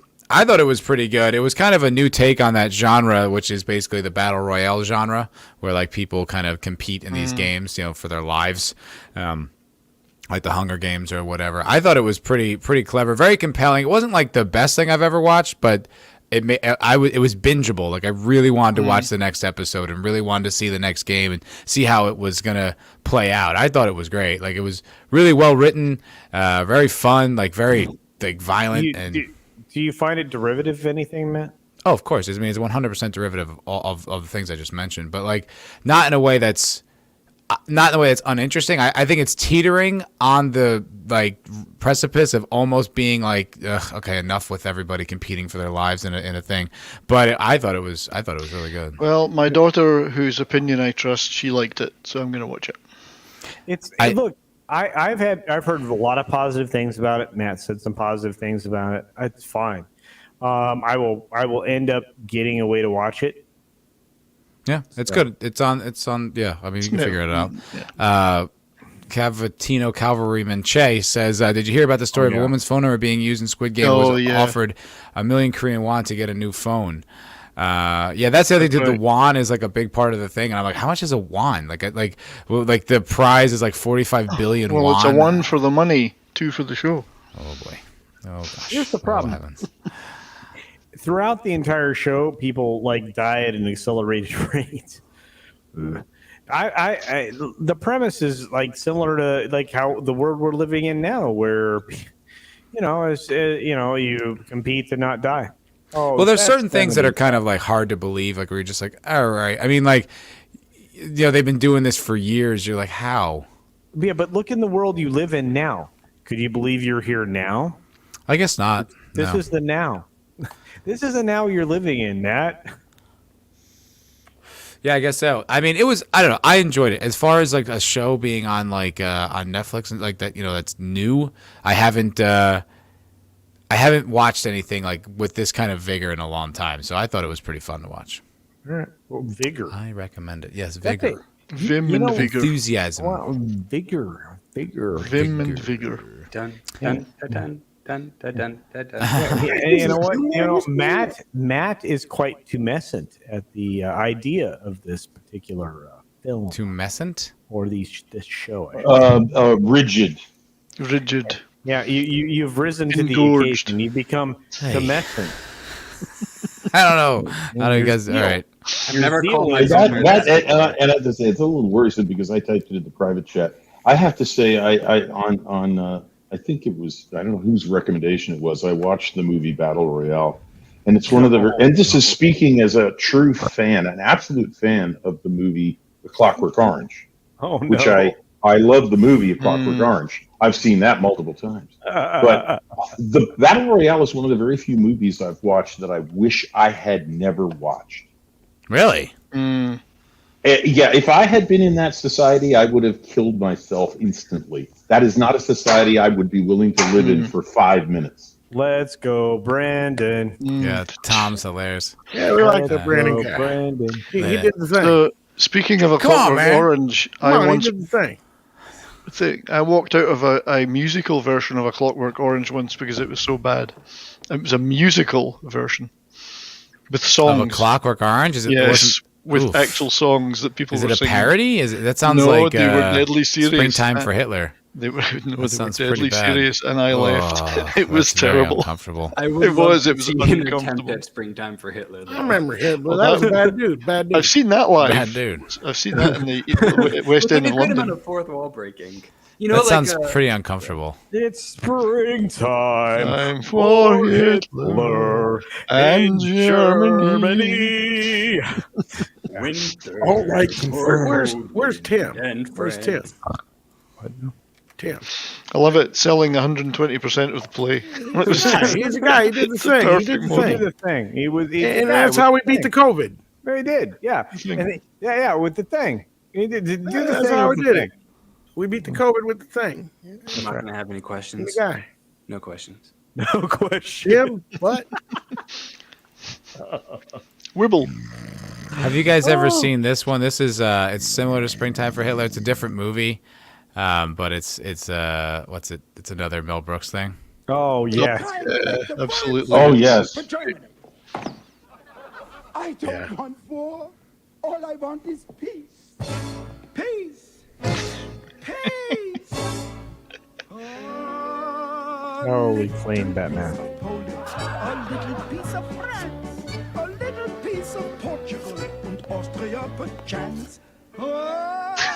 This guy is Klaus, only he is not in Davos right now. He was Mel a Brooks genius, rules. man. Yeah, Mel Brooks. Yeah, he was. He was. Is he dead? He's still alive. No, he's just hanging in there. He's just not genius anymore. No, he By the way, he can't be funny no more. Yeah, he's not allowed to be the other movie that reminds me of is Charlie Chaplin movie, The Great Dictator. The Great Dictator. Someone's pizza's ready. Yeah. Wait, what was wants to see me in Squid Game too? Hey, now you take it easy. I also hate musicals. Sentient Tildo. 100%. I think Priscilla, Queen of the Desert, too, would be more your style, Matt. Okay. Well, there's lots of dresses. I gotta win every In time. fact, I want to go do some Okie right now. You hear that culture? Let's go. There's fruity hats. All right, Wait. I'm up for Brandon. Okie. Brandon, did you say that Mel Brooks said he can't do comedy anymore? Did he say that? Yeah, No, he he's did. like, Yeah. he's like, I'm not allowed to be funny no more. Nice. He really No, did. he fucking said that. I'm not Based. kidding. I love it. No, he did. He did. Yep. Good for him. He's In right. an interview, he It's did that. He spectacular. said, "I can't be funny He's anymore." entirely It's- aware of it. That's true. I mean, like the masters of comedy know it. I mean, you were going to mention Chappelle before, and I'd love to see the new thing. I've got to see it. Oh, yeah, he got canceled again today. Yeah, I saw that in my news feed, and I was like, "Fuck off!" It's like every day. You click on my face. If I was in his position, I'd say, I'm about to make a new special. Could you just pre-cancel me now and save a lot of time? Well, I think that he's going to take a break for a while. This one's called The Closer, and the way he closed it out, I think that was his way of saying, this is it for a bit. Yeah, I'm going to take a time out, and he's just going to lean into the Netflix TV thing, and that's it. He's going to take his millions of dollars and say, you know what, I need some time off. You know, cocaine's a hell of a drug. Well, actually, that's not his drug, though. He's a fucking weed head. Yeah, he is. I mean, that's fine, but like he keeps himself like mentally sane by not overtaxing his like public life. He doesn't have to be anything. Doesn't have to control society. In rural fucking Ohio, man. The dude, he's got a great. Have you seen the fucking land he lives? The compound? No. Yeah. But it's good. It's a bit of, obviously wealth gets you, affords you some luxuries, but it's also a level of stoicism that he can step away from the craziness and pressures. I just think of Kurt Cobain. Like Kurt Cobain couldn't do that. Well, but I was thinking, but that's also like personal choice too. You know what I mean? Like how public you want to be. Well, and like the deal he walked away from Comedy Central would have made him probably one of the richest comedians of all time. Yeah. He walked away from $50 million. Yeah. I still think he is one of the richest comedians of all time. Well, he still is, but he could have been like mad, crazy, fuck you, money rich. I mean, isn't Jerry Seinfeld like a billionaire? Yeah, Jerry's pretty close. Much He's right him and Jeff Dunham are like probably the two highest. But all the residuals Chappelle gets from his old Chappelle show stuff. I don't know how he really gets. Actually, that's the thing that he was saying is. Yeah. He doesn't. I think when he walked away, he doesn't get any more residuals because of that. Which I was proud of him for like stepping up for himself and doing that. But like, I think Kurt said it tonight. He was 100%. Like Comedy Central was in the right. Yeah. Like it's just it's like when you get a show the first season. Dave even said that. He said like contractually they don't have to take it down. I think I don't remember exactly how he said it. I'm paraphrasing, but he's like, it feels shitty, and I would really appreciate it if they take it down. And they did. Like it's not like they had to. No, true. Because look, now if he just said that about they want to keep him happy. I mean, yes, that's the thing. This is about valuing that relationship. In the old days of Hollywood, there were good relationships. There were bad relationships, but there were good relationships. And if you keep the stars happy, they do quite well. And they do good for you. And that's the thing. This is the old studio system that's starting to rear its head again, because under the new studio system, the talent talks too much. I think Tom would probably agree with me. Yeah, I agree with you. The old studio system meant, we're going to take care of you. Shut the fuck up. I don't understand why studios and why these corporate lawyers and stuff aren't talking to the actors and saying, just keep your mouth shut. You know why? Because they're all in the same fucking bubble. That's why. Yeah, that's true. And that's probably what keeps Dave away from it. Is he does live in Ohio. He lives in Middle America, where everybody, is normal people. And you can go to the supermarket and talk to real people and say, dude, what the hell is going on in Hollywood? He said, dude, I am not going anywhere near it. Like, I think that's the problem is they live in their little bubble and the rest of the world is looking at them and going, and they're starting to awaken to what the problem is. George, sorry about that. I figured it was just me. We had a power outage and it just knocked everything out. Shit. And then just popped back right on when the generator clicked on. I figured it was just me and Oh, hey, Mads. Is that Mads? No, that's him. No, it's Rockman. No, I'm just. He's just messing around. But Tom is still here. He's Where's not Tom? no I longer wanted to say back. hello to Tom. I was trying to get a hold of him earlier. Hey, how's it going? Hey, how you doing, sir? Oh, doing the best I can. You were trying to get a hold of me? I'm pretty easy to get a hold of. No, on Twitter I was trying to DM you, but I couldn't DM. Oh, I'm I don't know. following you. I don't know, Tom. Every time I send you a message, you never reply back, man. I'm starting to get the feeling that. Is Tom big timing you? Yeah, he is, man. He's now this big star, right? Not like the old days when Are he you had guys 100 sending subs. it? No, but all seriousness, are you guys sending it to the right Twitter? Because there's a Midnight's Edge that isn't us. It's our old one, but the guy who owns it can't get it handed over to us because the email that it's attached to no longer exists. So Twitter's like, well, we don't know what to fucking do. And so Andre had to make a new one. So there's that one. I'm under my own, which is Thomas Connors Jr. At Thomas Connors Jr. So no, I sent it to Midnight's Edge. That's why. Yeah, that's probably what happened. Yeah. So yeah, I've had this happen a couple times now, guys, and it's all right. It happens. It's my own Twitter is. I'll put it in the chat right now. Okay, cool. Yeah. Hail Tom, and his Twitter. So did that anyone might be the actually? problem then, yeah, Tom, I sent you a message there, and I was like, dude, like you're straight arming me. You're not getting back to me. But yeah, it's the same with Doomcock too. And he sent me a message later, and he's like, Tim, sorry, Thoth, send it here. And I'm like, oh, okay, cool. So where did you send it to? Because I'm looking for it now. Aw, we didn't laugh at Vigilante's joke. Vigilante, you want another chance at that joke? Bitch. Say it again. You can say it again. No, they were like context one-liners. I didn't hear it. So. Hello, all right, confirm, and it just went. It just shoot. Just fell flat. I didn't actually hear that one. No, we're not on your level, Vig. We're just not on your level. I'm not seeing you anywhere. I don't know. I'm pretty drunk. I'm there. Did anyone actually see the Chappelle special though? I did. I saw a few minutes of it. I don't think anything was wrong with it. He was just going back doing his old routine, but I think his old routine is refreshing in today's time. It takes it is. To do it. Yeah, it's not his best. I mean, I would say Killing Them Softly is still his best ever. Absolutely. Oh, I think it's Sticks and Stones. Sticks and Stones are amazing. I like Sticks and Stones, Killing but Me Softly? Killing Me Softly was like pound for pound the best for laughs, I think. I think Sticks and Stones may be the best special ever. But why do you think that? Because it's a way he was able to handle. He handled every topic so well and meticulously would explore both sides and then would say what he thought. And it was like you couldn't debate it. Like it was when he would put it out there, it was like it was the most elegant expression of controversial opinions I've ever seen in anything. Right, but I would say topically, or are you talking comedy? See, that's what I think there's a difference. But it was hilarious. It was all those things. Here's my thing. It was my thing, Matt. It was incisive. Like it cut things down to their core. Right to them. And he came away with his opinions and his jokes, which made me laugh, regardless of whether I agreed with the opinion that just preceded it. Right. Yeah. Which was, I think, the whole point. And I appreciated it. But could you imagine that he was taken apart by leftists for this one? Could you imagine what would happen if he did Sticks and Stones today? Yes, he would have won. It was only like 2-3 years ago, right? I mean, it wasn't Not that long ago. Today. I mean, he would have won the day. Well, that's the thing is he did go over a lot of the same ground as Sticks and Stones, and this is what I was trying to say is I loved Sticks and Stones, but as far as pound for pound, like laugh for laugh, it's still Killing Me Softly.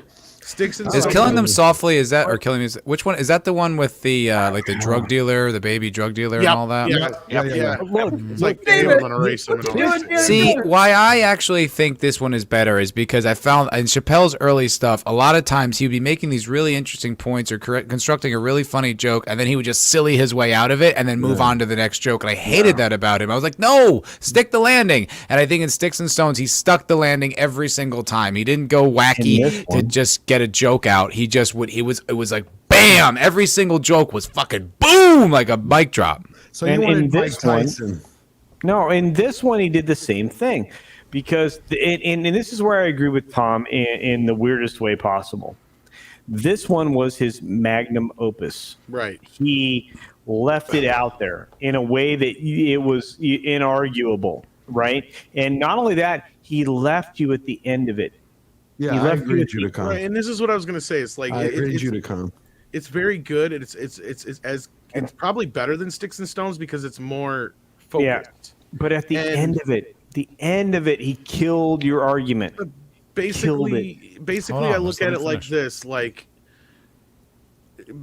Killing Them Softly is like Eddie Murphy Delirious, the funnier of the two, but this one is his raw. Whether you want to pick it for this one or Sticks and Stones, because they're so kind of interchangeable and they're two like it's almost like a double album, right? Like those those two together are very because they are kind of like the beginning and the end of a journey. He even says it in the special. And so like I kind of like I figure like okay, so like Eddie Murphy Raw is the one that everybody remembers. That's the one that solidified in history. But I will still say Delirious is more pure Eddie. Same thing here. Killing Them Softly is more pure Chappelle. Once you get into like I can't remember the other one was called something in Birds or whatever. Then he started getting more into the political and the other stuff, which is still it's good Chappelle and he's still at his best and he's firing on all cylinders, but it's not as much of him anymore. It's more the world that he's kind of creating for himself, and that's also feeding back to him now, as opposed to him just going out there and being Dave Chappelle. So what do you think? What do you think, Tom? You think they're going to slow roll him on this? They're going to beat him like every day now in the media? They can't. He came out, and I'm sorry, I didn't mean to jump in front of you, Tom, but I'm just going to say at the Hollywood Bowl, he had them on their feet last night. Right. I'm not talking to the people. I'm talking about the press who are going to take the Netflix they can do story. whatever They're going to take the want. Netflix story and they're going to start hammering him slow. They are so. But it doesn't matter. It's so ineffectual, George. Correct. It doesn't work because at the same time, you still have them covering him at the Hollywood Bowl last night. Right. Okay. And they also think he's on their side, like when it comes from like a woke point of view, like they still kind of like they classify him on their side, because he talks about like black issues and stuff like that. So they still think it's like what Kurt said tonight. He's like one of the few guys left who's like grandfathered into actually being funny within the system. But isn't that what they did with what was her name? What was it 3 weeks ago? I don't want to get it wrong. Was it the black lady who was talking to the rapper, the singer, Minaj? Nicki Minaj. Yeah, but that's she's what I was not trying to think of earlier. Thank But you. Chappelle is like he's been around for 25 years. You know what I mean? Like he is like a entertainment legacy. Like it's a little different. Like Nicki Minaj is a pop star. If she disappeared tomorrow, like her fans would miss her, but it's not exactly the same legacy. Like Chappelle, if he just vanished, that would be there was a void when he did vanish. So what you're saying is one's Elvis, one's Billy Idol.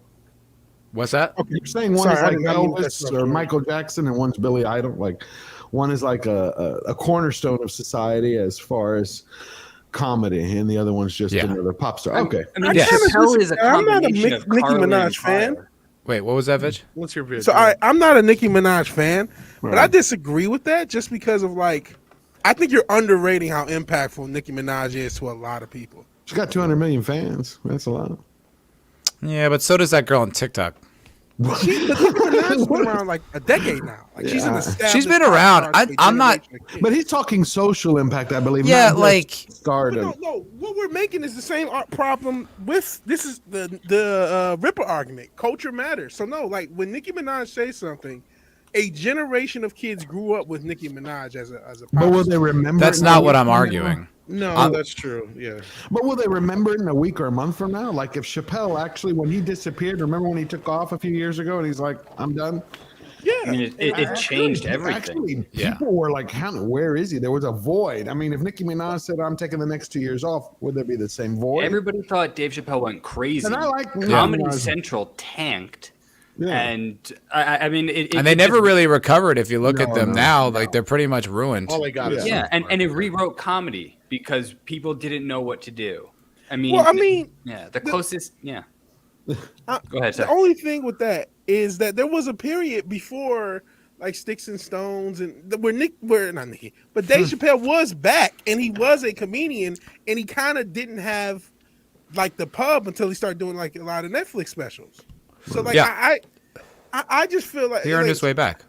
He was on his way back. I just feel like that's like ignoring even somebody like Billie Eilish, who I don't like. Like I don't ignore these pop stars anymore. I don't ignore their impact cultural. I think it wasn't a huge thing for what Nicki Minaj said or did, even if she who would be like an equivalent back in like the late 90s, early 2000s, who would be like the Nicki Minaj of that era?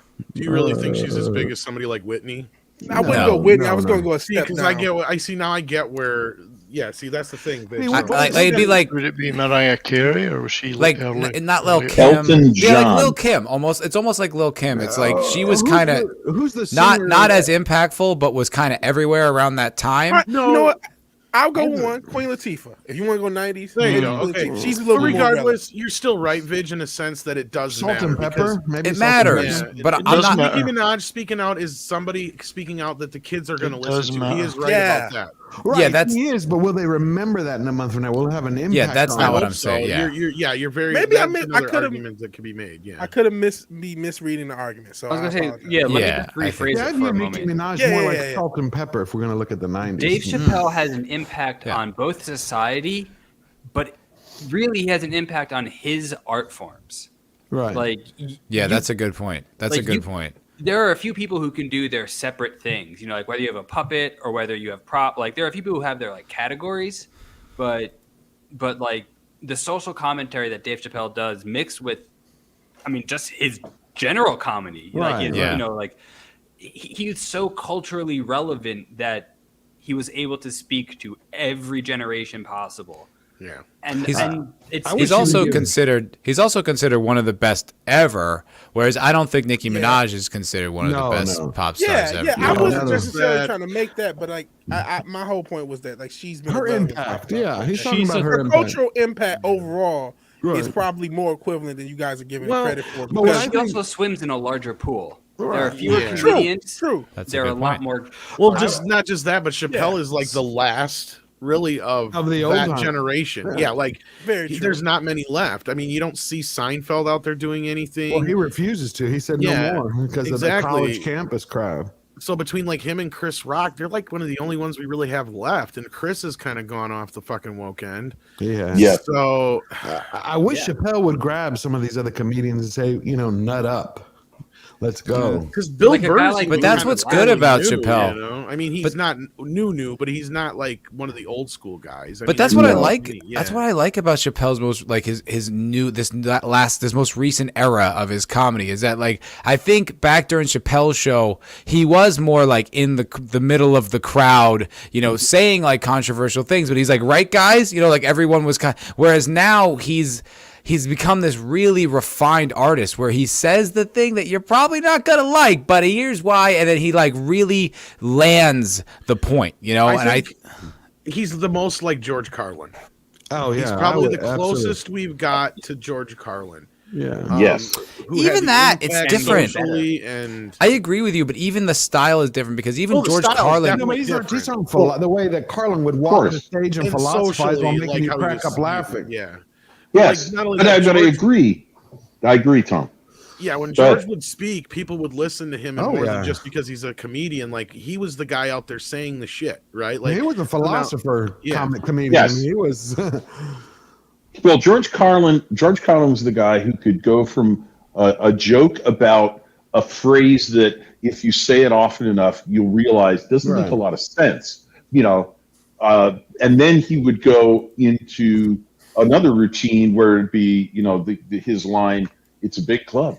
Come on, exactly. He would talk about attention deficit disorder, and he'd say like, "So what's the problem? Is there anything to pay attention to in America?" And then he'd jump into the Big Boys Club. Exactly. You know exactly. who's what you- really very similar to George Carlin? It's going to sound really like an odd comparison, but Larry the Cable Guy. Larry the Cable. Okay. I'm not following here. An I'm not amazing either. seeing that. strength of language. Like you wouldn't think it, but like you hear, like just listen to his comedy special. He's got an amazing way with words. The butt crack guy. Well, I mean, the guy when he's doing the show when he's bending that guy. Yeah. Oh yeah. Yeah. Yeah. Get her done. Look at him. That Okay. guy. Yeah, get her done. Look, Get her done. I don't mean, see the comparison all at that. all. I mean, it's the skill with words as well as like it's all social commentary. It's just that I think their goals are different. I have to look at it again. I would love Yeah. to agree with you there, but here's the problem with that is I know that Larry the Cable Guy is actually some fucking dude from California who used to be like a surfer teenager, and it's all an act. It's all Yeah, it's an and act. it's really No shit. basically just making fun of Southern people, and they just don't realize it. It's not making fun. But that's It's kind of not- like. It kind of is. But that's kind of like a lot of Latino comedians. It's sort of like what's his name, like Carlos Mencia's whole thing was to like make fun of like That's why Hispanics, I've never but been a fan of his either. and and he's only like he's not Mexican, like he's not the guy he pretends he is. It's kind of like the joke, but I don't know, like a lot of that happens with a lot of ethnic comedians, like Asian comedians, like Margaret Cho used to do that a lot, where she would. I hate Margaret Cho. But she would do the same kind of thing where she would do like an Asian voice, and because it was coming from that person of that ethnicity, it She was could do it. it was funny. So it's kind of similar with Carlos Mencia, and it's similar with Larry the Cable Guy. Who's the Italian comedian who's become really Maniscalco, Sebastian Maniscalco. Yeah, that's who. No, I it thought you is. were going to say Ray Romano. No, Ace. Maybe no. if you would have compared Carlin to maybe Jeff Foxworthy, I'd have been like, all right, maybe on some of the southern words. I would say I don't see it, but I don't know. Yeah. What were you going to say, Vidge? Vidge? Sorry about that. Vidge sort of had a bit of an outraged tone. No, you said Margaret Cho was funny, and I didn't say she was funny. I didn't say that. No. I hate Margaret Cho. You just said it was okay, and you used the term "it was funny" because she did. I mean to her audience. I don't mean to me. I mean she could get away with it. He was explaining that she could get away with it because it was coming from her. Well, my point. The parallel I was making was with the ethnicity of the comedian making the jokes about the ethnicity, and then it became funny because it's like it's the same thing with Larry the Cable Guy, where it's like it's perceived. Okay. My joke was that the idea that she was funny, and then I haven't explained it and unraveled it. It just. Oh, I thought you were being serious. Oh, okay. Not really. By the way, Tom, I just want to say, I had to get the name. Tom, about Larry the Cable Guy. I mean, I remember watching the Blue Collar Comedy Tour. Yeah. And Larry the Cable Guy was on it, and Jeff Foxworthy was on it, and amongst two others with Ron White. Here's your sign, Bill Engvall. Yeah, he just retired actually. Yeah. Yes, but I remember one line in particular from one of them. I think you might be a redneck. Is hey, people say, I think you should not make fun of rednecks. But it's okay because I are one, and I will admit I have a little bit of trouble believing that the guy that had that as the core of his humor would put up with the Southern California surfer dude who was making fun of rednecks. That's an interesting point. I mean, if I can just a sec, guys. Sorry, Ace. Did you get your thought out there? I know there's like 10 of us here that always kind of like chime in here, but I'm still trying to follow you, Ace. There, was there something else you wanted to support your argument? I kind of like. I feel like that's a really nice way of saying that you made a shitty argument there, Ace. No, I don't see it at all. But if there's more to say, look, it could just be a drunken opinion of mine. Look, I just think they both have a skill with words. And they both do a lot of cultural commentary. George is on a different level than Larry, right? And Larry's not his real name. He really is. Oh my God, what are you saying, man? You just shattered my illusions. Oh no! He does do that really good joke about the horse, though, about his wife's horse. I mean, she's lame, and so she takes him to the vet, and the vet says, "I'll have to shoot him." So the vet shoots him, and he says, "Now I got a horse that's lame with a shotgun wound." Yeah, that's right. Good joke, but I mean, there's a British comedian I love. His name is. Wait, I'm looking at. Drove me crazy. He reminds me a little bit of Carlin. He used I'm sorry, he grew up in Florida. My bad. Yeah, Florida, not California. You know who I'm talking about? 70s. I need more to go work with, George, my friend. British comedian Ricky Gervais. He wore dresses and he would wear makeup. Eddie Izzard. Eddie Izzard. Yeah. One of the funniest motherfuckers in the universe. Right? Yeah, he's good. Dresses with makeup. That's Matt from Foul Ball Productions, isn't it? That's right. Yeah. well, usually lampshades and table. It wasn't full makeup. It was just the nails. Oh, that's right. Just the nails. All right. But so, Tom, did you want to show us this clip? Dan Whitney. Larry. Who's been to Disney World? Anybody been to Disney World? Unfortunately. It's so hot, isn't it? Disney World. So you're walking around Disney World. You don't care where you're going after a while, as long as it's got air conditioning. Let's go in here, honey. What is it? It's the history of socks. Who gives a crap? That's Larry the Cable Guy. No shit. That is him. Yeah. Sweating like a very young one. Yeah, he grew up in Florida. Sorry, not California. He doesn't sound anything like what he sounds like today. What happened to me last Sunday? I'm watching America's Most Right, because over time you change as an artist. Yeah. No, I'm not talking about his cadence. I'm talking about his accent. Hey, what did I tell your mother what you've been doing? Yeah, he doesn't have Larry the Cable Guy is a character, is an act. It's all an act. It's a persona. So he plays it 24/7. It's like Pee Wee Herman. Yeah, you don't like Pee Wee Herman. Yeah. I mean, Paul Rubens can step into Pee Wee at any moment. I mean, it's like I can Just come into Pee Wee. Yeah. Not when he's in the theater, he can. Yeah. Stay away from his Pee-wee. I can step into the characters I've played before. I know Matt can do the same thing. You can step into that because you have that built into your mind. I'm stepping into this person. Okay. Wait, Vidge, what were you saying? But are you saying okay? No, go ahead, Vidge. Go ahead, Go George. ahead. I'm just curious. I didn't know because I've seen him do interviews before, and he presented the same persona that he presented in his comedy routine. Right. So I was saying, when he adopted that, does he live that, or is this just when he goes on camera? No, just on camera. Yeah, no, like you can step into that really Right, simply. I understand. Yeah, I understand that. Like, I was just making sure. When you see the behind the scenes after credit footage on things like goes out in the public, specials though, he does, he comes out of it and he's talking in his normal voice. He's pretty big where I'm from, and he actually goes out to all the bars and shit. And when he goes out, he keeps the persona on. Oh, okay. Yeah, he should, of course. Yeah, that makes sense. It's reminding me almost a little bit about The Prestige. Remember with Hugh Jackman and Christian How Bale? far are you willing to go for the act? Yeah, and the Dice Man's not 100% the Dice Man every moment. no, I mean, yeah. But I love also the Dice Man. Undertaker. That guy stayed I in was just gonna character compare for it to fucking wrestler. decades. Yeah.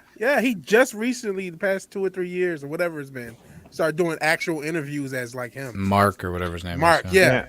I was going to compare it to like Insane. either the Undertaker or Stone Cold. Like his voice kind of just became the Stone Cold voice. Like I'm sure Yeah. he talked. Yeah, that's a little great less- call. Stone Cold is he's pretty much Stone Cold though. Like I've seen him in yeah. on, like his Hulk Hogan, podcast too, and yeah. stuff.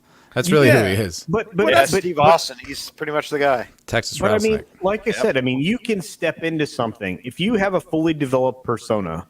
You can step into it, and it just that can be you. Matt's done it. I did it. Lots of other people who've done that kind of stuff can do it. You can step into that. You're talking about, wacky kid. Here we go. Look, I just want to say that I can step into a personality very easily. Another character just like that.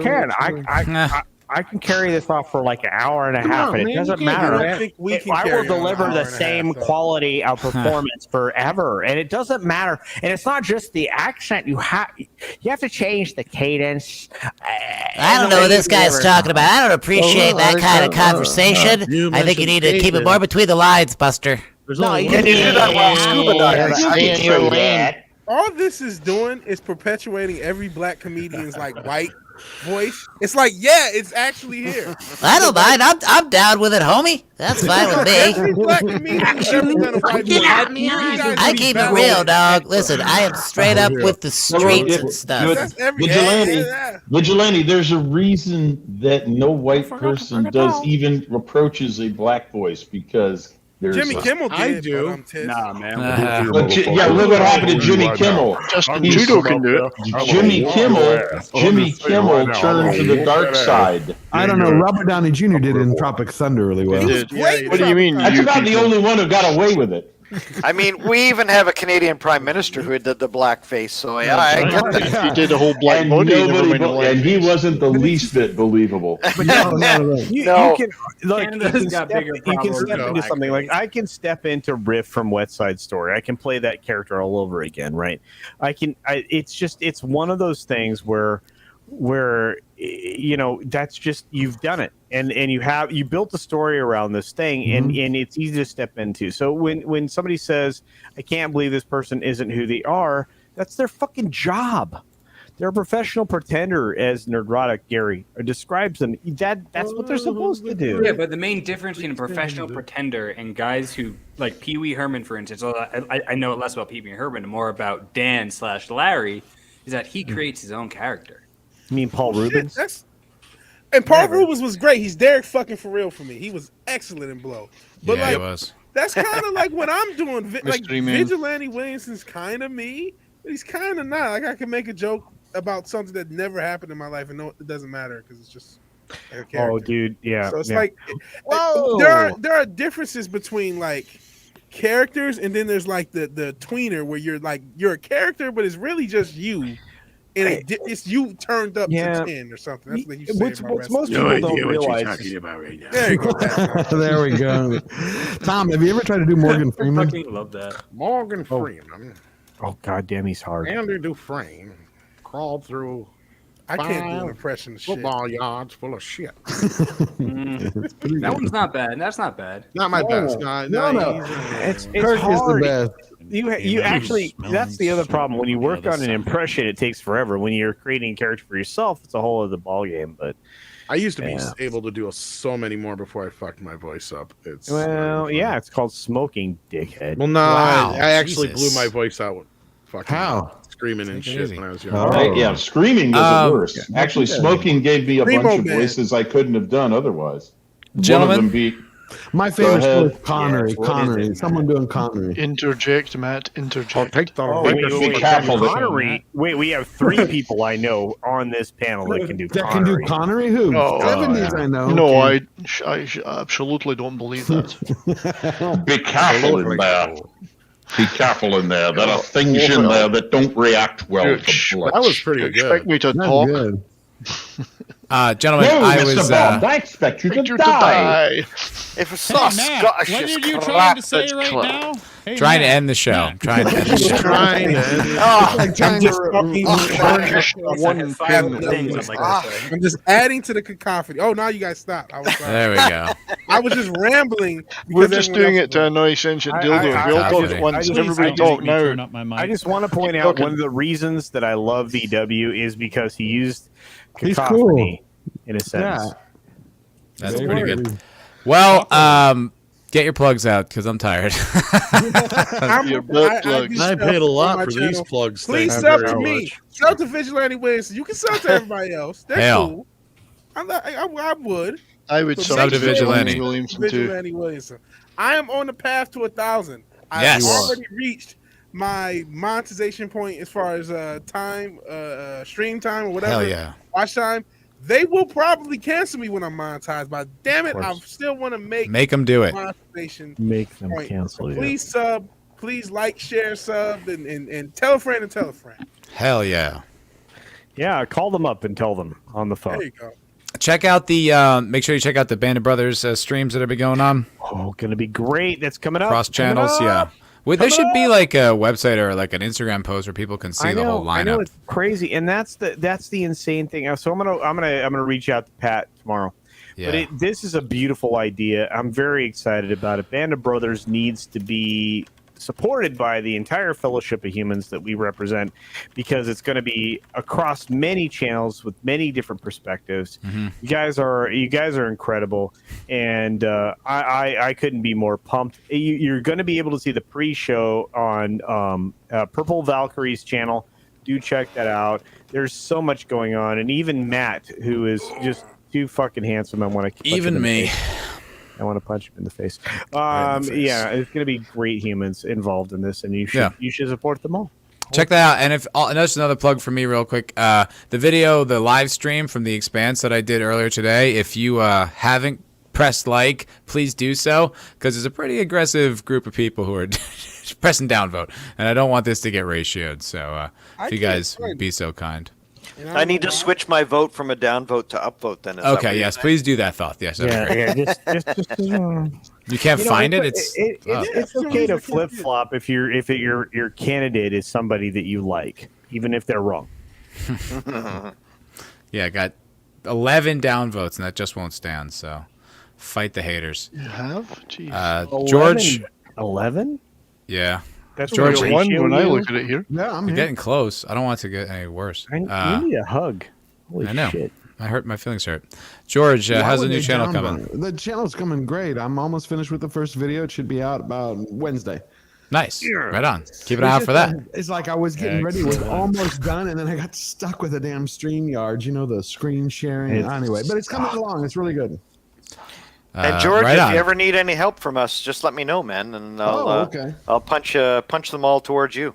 Oh, I appreciate it. Appreciate it. A lot of punch is being used way too often in the stream, including in the following. Yeah, Disease says, punch that like button like it's Matt's face. Okay, a Shang-Chi Kung Fu below. Yeah, Wait, bro, you lick the like button, not punch it. Lick it. Caress it. Don't. I lick prefer or to touch. taser the like button, but yeah, absolutely. Look, none of those things will work. Like a true Lick cop. the like button because like licking it will not do anything and probably get you infected. Tasering it will guarantee destroy your device. Punching it probably will too. Look, But George, I have a question. Well, Real quick. You need a third poke if I you know. lick I it. know. I'm sorry. Spank the Matt. like button if you're into that sort of But thing. you said you're doing the channel. Are you using StreamYard to record things? I was using StreamYard, which is what I was told to record. Yeah, I have my You can camera, use and then OBS. So that way. I didn't know that. Yeah, I don't know, OBS. dude. Yeah, no. It does take more work OBS though, just because you have to like put in the background yourself, and it's not as smooth if you want to talk but about an he has the article. background. Look behind the man. It's beautiful. No. Okay, that's fine. Fair enough.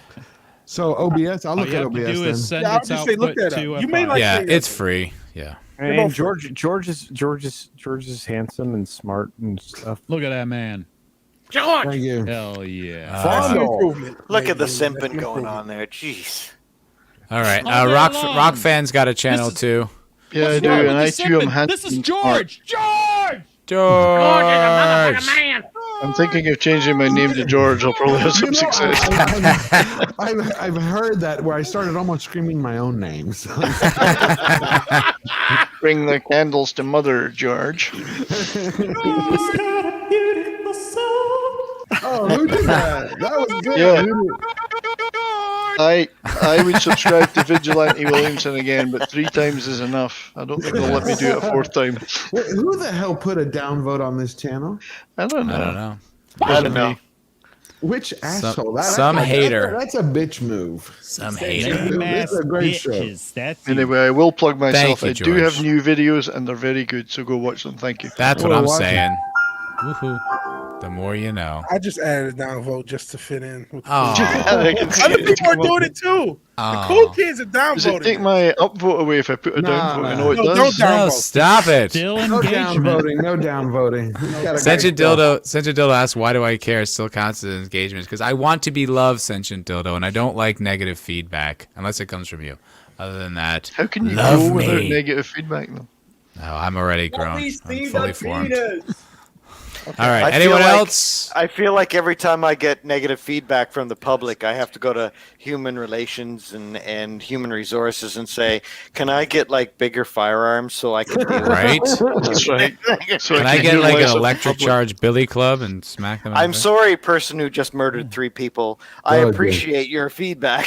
I'm gonna, Yeah. If you want to downvote me, go right ahead. All right, well, that's going to do it for the MFer Cocktail Lounge. Thank you so much. See these wonderful mods in the chat. Say hello. Oh, Culture. Sorry, Culture. Wait, you got your plugs out, right? Yeah, no, I actually don't have the plugs. red I have shirt amazing didn't- hair. I don't need them. And Dracula we've got all these other great Here's a human butt beings plug. on the Red shirt channel. You got didn't. VW, one of the. Vigilante Williamson didn't. Oh fucking Jesus! Vidge did. Ace Yes, he didn't. did. I got Tom it. It was didn't. like 8 hours ago. didn't. I You was know what enjoying mean? what Culture was saying there. Could we let him speak? Yes.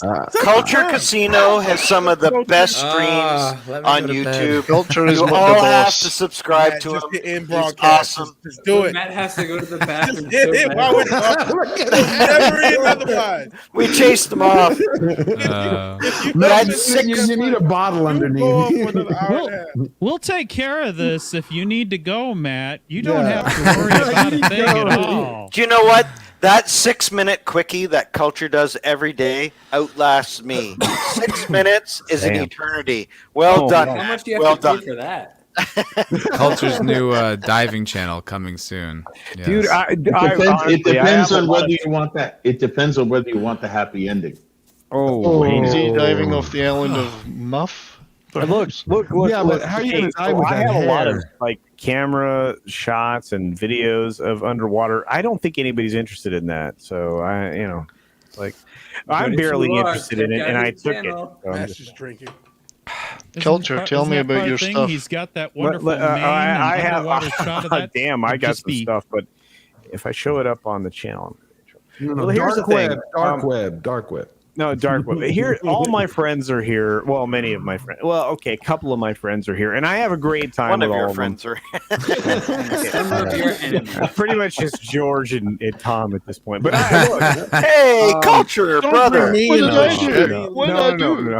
Allow me to introduce myself. My name is Sliced Look, Bread. I just want to say this. I'm so glad we all found each other because Hail. our fellowship is one of the best places in the world. Absolutely. And I will support everybody. And even if you don't like each other at the end of the day because you have drama, I'll still like you because I'm weird like that. And unless you come after me, and then I probably will find an elevator shaft that you'll find yourself. Only it'll be Damn. empty. I'm threatening you. Threatening you to like him. And I'll be there doing the forensics afterwards. Wow, that guy did a whole lot of self-deletion in that elevator shaft. Oh my! It looks like a New Jersey suicide. 7 wounds in the back. Well, I guess the CIA does what CIA is, and CIA does. Draco, Absolutely. those are awesome. VW, dude. Don't All right, stop. that's it. Your plugs are done. Everyone had their chance. I had no plugs. I have no plugs. I have embraced the amazing hair. bald. Not He's got gray hair. Subscribe to all these wonderful people out here. Look at them all. Find God all damn. You know their what? names on the YouTube. And Draco doesn't get enough credit for being handsome with a cool background. I'm just gonna say And a this. great voice. Here, I here. want to thank the Guy. chat for putting up with us. Hail, Thank you chat. very much out there. Hail to the chat. Thank you, chat. All right, guys, that's going to do it. Thank you so much. Come back next week. We'll see you all then. Have a wonderful evening.